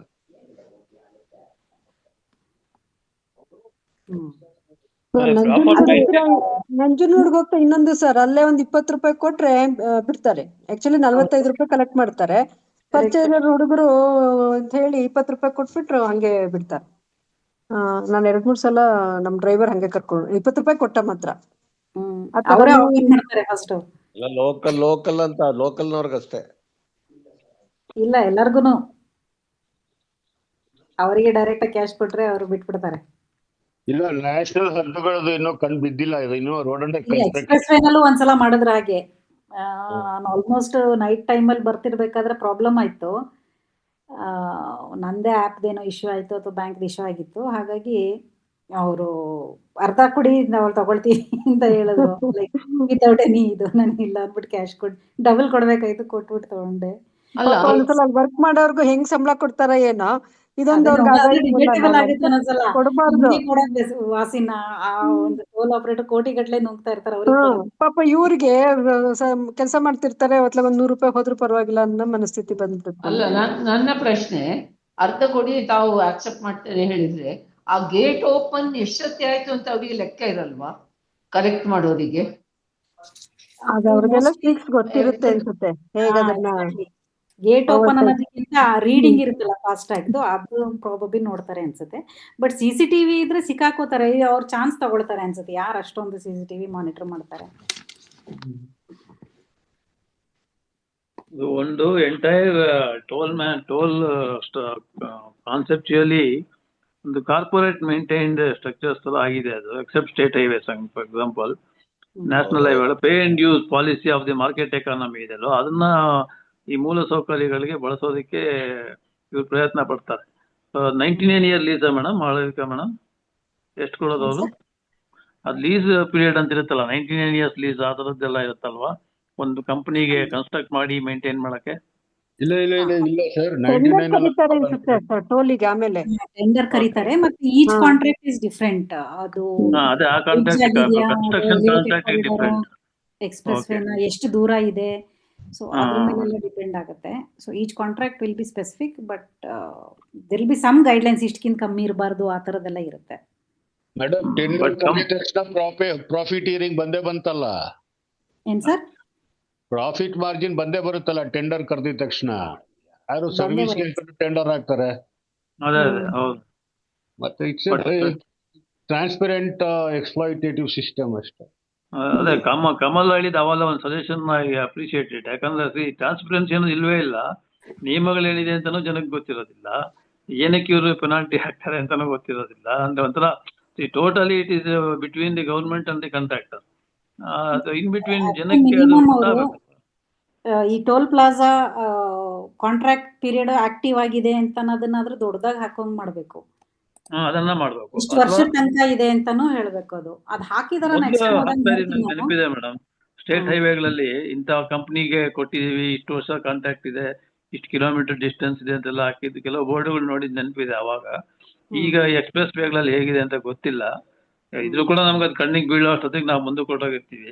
ಈ ಸಲ ಆದ್ರೆ ನಾನು ನೆಕ್ಸ್ಟ್ ಹೋದಾಗ I try to video and see ಏನು ಇನ್ಫಾರ್ಮೇಶನ್ ಹಾಕಿದ್ದಾರೆ. ಕಡೆ ಬೀಳಂಗ್ ಹಾಕಿರೋದು ಇಲ್ಲ ದಿವಾಕರ್. ಇದು ಬಟ್ ಅದೇ ಟ್ರಾನ್ಸ್ಪರೆನ್ಸಿ ಮೇಂಟೈನ್ ಮಾಡ್ಬೇಕು. ಯಾಕಂದ್ರೆ ಜನಗಳಿಗೆ ಗೊತ್ತಾಗ್ಬೇಕು ವೈ ದೇ ಆರ್ ಪೇಯಿಂಗ್ ಅಂತಾನೆ ಗೊತ್ತಾಗ್ಬೇಕಲ್ಲ, what they are paying, to whom they are paying. So ಒಂಥರ ಕಣ್ಣು ಮುಚ್ಕೊಂಡು ಅವ್ರು ಕೇಳ್ತಾ ಇದ್ರೆ ನಾವು ಕೊಡ್ತಾ ಇದೀವಿ ಅನ್ನೋ ತರದಲ್ಲಿ ಹೋಗ್ತಾ ಇದೆ ಅದು. ಅದೊಂದು ರೀತಿಯಲ್ಲಿ ಒಂದು ಕಂಪ್ಲೇಂಟ್ ರಿಲೀಸ್ ಮಾಡ್ಬೇಕು. ಆ ತರದ ಒಂದು ಡಿಮ್ಯಾಂಡ್ ಗ್ರೀವೆನ್ಸ್ ರಿಡ್ರೆಸಲ್ಗೆ ಹೈವೇದು ಹೆಲ್ಪ್ ಲೈನ್ ಕರೀರಿ ಅಂತ ಹೇಳ್ತಾರೆ. ಅವ್ರದ್ದು ರೆಸ್ಪಾನ್ಸ್ ಟೈಮ್ ಇಷ್ಟು ಕೆಟ್ಟದಾಗಿದೆ ಅಂದ್ರೆ, ಹೌದು. ನಾನು ಒಂದ್ಸಲ ಕರೆದೆ. ಹಾ ಸರ್, ನನ್ಗೆ ಒಂದ್ಸಲ ಟೈರ್ ಪಂಕ್ಚರ್ ಆಗಿತ್ತು. ಸೊ ಕರೆದ್ರೆ ಎಷ್ಟು ಅರ್ಧ ಮುಕ್ಕಾಲು ಗಂಟೆ ಆದ್ರೂ ಬರ್ಲಿಲ್ಲ. ಆಮೇಲೆ ನಾನೇನೆ ಹತ್ರದ ಪಂಕ್ಚರ್ ಶಾಪಿಗೆ ಹೋಗಿ ಅದನ್ನ ಫ್ಲಾಟ್ ಟೈರ್ ಅಲ್ಲೇ ಹಂಗೆ ಓಡಿಸ್ಕೊಂಡು ಹೋಗಿ ಮಾಡಿಸ್ಕೊಂಡ್ ಮೇಲೆ ಅವ್ರದ್ದು ಮತ್ತೆ ಕಾಲ್ ಬಂದು 3-4 ಕಡೆ ಅದನ್ನ ಕಾಲ್ ಟ್ರಾನ್ಸ್ಫರ್ ಮಾಡಿ ಮತ್ತೆ ಕಾಲ್ ಮಾಡಿದ್ರೆ ಹೊರತು 45 ನಿಮಿಷದಲ್ಲಿ ಯಾರು ಬರಲಿಲ್ಲ. ಸುಲಭವಾಗಿ ಹಣ ಮಾಡೋ ಒಂದು ದಂಧೆ ಆಗಿದೆ ಅಷ್ಟೇ ಅವ್ರಿಗೆ, ಕಾಂಟ್ರಾಕ್ಟರ್ಗೆ ಮತ್ತೆ ರಾಜಕಾರಣಿಗಳಿಗೆ. ಕಮಲ್ ಸಜೆಷನ್ ಕೊಟ್ರಲ್ವಾ, ಆ ತರದ ಒಂದು ಸಜೆಷನ್ ಗವರ್ಮೆಂಟ್ ಗೆ ಈ ತರ ಒಂದು ಕಂಪೆಂಡಿಯಂ ತರ ರಿಲೀಸ್ ಮಾಡಿ, make the things public to the public ಆಗಿ, ಸಾರ್ವಜನಿಕವಾಗಿ. RTI ಆಕ್ಟೇ ಬೇಡ ಅದಕ್ಕೆ. It is the duty of the government to be transparent and they are collecting so much of money from the public. ಅಥವಾ ಕಾಂಟ್ರಾಕ್ಟೇ ಕಲೆಕ್ಟ್ ಮಾಡಲಿ, ಗವರ್ಮೆಂಟೇ collect ಮಾಡಲಿ. So ಆ ತರದ ಒಂದು ಡಿಮ್ಯಾಂಡ್ ಮಾಡ್ಲಿಕ್ಕೆ ಸಾಧ್ಯ ಉಂಟಾ ಪೊಲಿಟಿಕಲಿ? ಮಾಡ್ಬೋದು ಅಂತ ಅನ್ಸುತ್ತೆ ಸರ್ ಅಲ್ವಾ? ಅದು ಮಾಡಿದ್ರೆ ಒಳ್ಳೇದು ಅನ್ಸುತ್ತೆ. ಆಮ್ ಆದ್ಮಿ ಆಗ್ಲಿ ಯಾವುದೇ ಪಕ್ಷ ಆಗ್ಲಿ, they should demand from the central government and state government. Give the ವಿಷಯ ಏನಿದೆ, ವೈ ದೇ ಆರ್ ಪೇಯಿಂಗ್ ಅನ್ನೋದ್ರ ಗೊತ್ತಾಗ್ಬೇಕಲ್ಲ. ಸುಂಕ ಯಾತಿಗೆ ಕಟ್ತಾ ಇದೀವಿ ಅಂತ ಗೊತ್ತಾಗ್ಬೇಕು. ಸುಂಕ ಅನ್ನೋದೇ ಒಂದು ಎಕ್ಸ್ಪ್ಲಾಯ್ಟೇಟಿವ್ ಸಿಸ್ಟಮ್ ಒಂದು ಪಾರ್ಟ್, ಅದು ಚಕ್ರಬಡ್ಡಿ ತರ. ಸೊ ಹಾಗಾಗಿ ಈ ಸುಂಕ ಅಂದ್ರೆ ನಮ್ಮ ಹಳೆ ಕಾಲದ ಜಾತ್ರೆ ಮತ್ತು ಸಂತೆಗಳಲ್ಲಿ ಸುಂಕ ಕಟ್ಟಂಗಾಗತ್ತೆ. ಯಾರೋ ಬಂದು ಕಲೆಕ್ಟ್ ಮಾಡ್ತಾರೆ, ಯಾರಿಗೋ ಕೊಡ್ತಾರೆ, ಎಷ್ಟು ಕೊಡ್ತೀವಿ ಅಂತ ಗೊತ್ತಿರಲ್ಲ, ಈ ತರ. ಸೊ ಇದನ್ನ ಒಂದು ಡಿಮ್ಯಾಂಡ್ ನೀವು ಸಜೆಷನ್ ನೀವು ತಗೊಳ್ಳಿ. And what Kamal has suggested are details, that is a good suggestion. ಅದನ್ನ ಬೇಕಾದ್ರೆ ನೀವು ನಿಮ್ ಪಾರ್ಟಿ ಫೋರಮ್ ಅಲ್ಲಿ ಡಿಸ್ಕಸ್. ಆಕ್ಟ್ ಮಾಡಿಸಿ ಮೇಡಮ್. ಅದು act, that should be an act actually. ಒಂದು ಅಮೆಂಡ್ಮೆಂಟ್ ಕಂಪ್ಲೀಟ್ ಅಬಾಲಿಷ್ ಮಾಡಿ ಅಂತಾನೆ ನಾವು ಕೇಳ್ತಾ ಇರೋದು ಆಕ್ಚುಲಿ. ಆಪ್ ಮಾಡ್ತೀವಿ ಅಂತ, ಆಪ್ ಫಾರ್ ಕಾಮನ್ ಮ್ಯಾನ್ ಅಂತ, for complaint forum, toll plaza complaints app. ಅದನ್ನ ಯಾರು ಡೆವಲಪ್ ಮಾಡಿದ್ರೆ ಬೆಳಿಗ್ಗೆ ರಶ್ ಇನ್ ಕಂಪ್ಲೇಂಟ್ಸ್. ಕಂಪ್ಲೇಂಟ್ಗೆ ನೀವು ನಿಮ್ಮ ಆಪ್ ಫಾಸ್ಟಾಗ್ ಆಪ್ ಇರುತ್ತಲ್ಲ, ಅದ್ರಲ್ಲೇನೆ ರೇಸ್ ಮಾಡ್ಬೋದು. ಒಂದ್ಸಲ ಆಗಿತ್ತು, ನಾನು ರೇಸ್ ಮಾಡಿದೆ, ಅದು ರೆಸ್ಪಾನ್ಸ್ ಬಂತು, ಬಟ್ ಸ್ವಲ್ಪ ಡಿಲೇಡ್, ತುಂಬಾ ಇಮಿಡಿಯೇಟ್ ಆಗಿ. ನಾನು ಹೇಳ್ತಾ ಇರೋದು ಹೇಗೆ ಅಂದ್ರೆ, ಒಂದು ಆಪ್ ಅದರಲ್ಲಿ ಇದ್ರದ್ದು ಬೇರೆ ಬೇರೆ ನೋಟಿಫಿಕೇಶನ್ ಅದು ಇದು ಎಲ್ಲ ಬರುವಂತದ್ದು. ಆಮೇಲೆ which facilitates complaint redressal of various kinds. So ಈ ರೀತಿ ಇದ್ರೆ ಯೂಸರ್ ಕೈಯಲ್ಲೇ ಒಂದು ಇನ್ಸ್ಟ್ರೂಮೆಂಟ್ ಇರುತ್ತೆ, ಅದನ್ನ ಇದ್ ಮಾಡುವಂತದ್ದು. ಆ ರೀತಿಯಲ್ಲಿ ಒಂದು ಇನಿಷಿಯೇಟಿವ್ ತಗೊಂಡ್ರೆ ಒಳ್ಳೇದು ಅಂತ. It becomes a portal. Yeah, it becomes a portal on the hand ಅಂತ. That's a good suggestion. ಅದನ್ನ ನೋಡಿ ನಿಮ್ಮ ಇದರಲ್ಲೇ ಡಿಸ್ಕಸ್ ಮಾಡಿ. Even civil society organisations can also take up this matter. But strangely even ದಶಪಥ ರಸ್ತೆ ಆದಾಗ ಯಾವುದೇ ಆರ್ಗನೈಸೇಷನ್ಸ್ ಅದನ್ನ ಟೇಕ್ ಅಪ್ ಮಾಡಲಿಲ್ಲ. Lakshminarayan was very particular about that and he was very sad that nobody is taking up ಅಂತಾನು ಅವ್ರು ಹೇಳ್ತಾ ಇದ್ರು. ಅಲ್ಟಿಮೇಟ್ಲಿ PUC ಮಾಡ್ಬೋದಾ ಅಂತ ಕೂಡ ಅವ್ರು ಯೋಚನೆ ಮಾಡ್ತಾ ಇದ್ರು.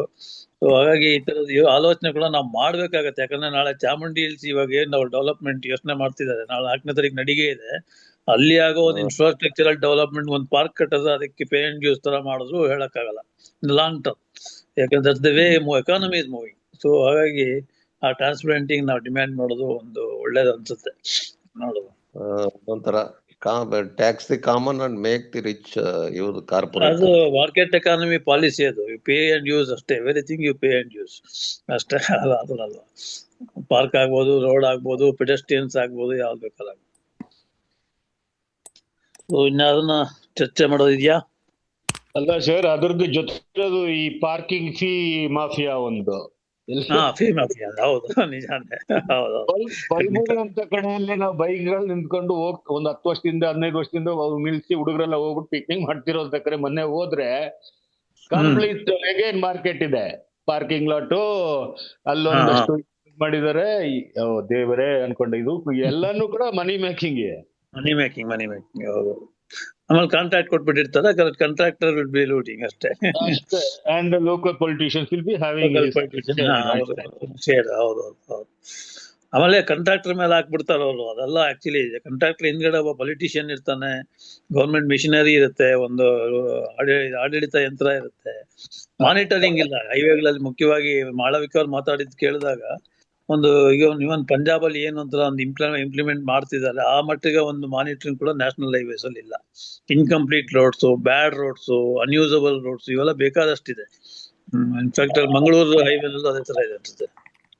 ಇಲ್ಲ, ಇದು ಮಂಗಳೂರು, ಇದು ಪಂಜಾಬ್ ಅಲ್ಲಿ ಮಾಡ್ದಂಗ್ ಮಾಡಿದ್ರೆ ಈ ಎಕ್ಸ್ಪ್ರೆಸ್ ವೇ ಇಲ್ಲಿ ಓಪನ್ ಆದಾಗ ಆಗಿದ್ವ 500,000 ಪರ್ ಮಂತ್ ಅಂತ ಆಗ್ತಿತ್ತಲ್ಲ, ಎಷ್ಟು ಅವಾಯ್ಡ್ ಆಗ್ತಿತ್ತು ಆ ಸಡಕ್ ಏನೋ ಹೇಳಿದ್ರಲ್ಲ. ಹೌದು ನಿಜಾನೇ. ಅವಾಗ ಲೂಟಿ ಮಾಡ್ಬಿಟ್ರು ಸ್ಟಾರ್ಟಿಂಗ್ ಅಲ್ಲಿ ಅಲ್ವಾ? ಬರೀ ಲೂಟಿನೇ. ಹೌದು.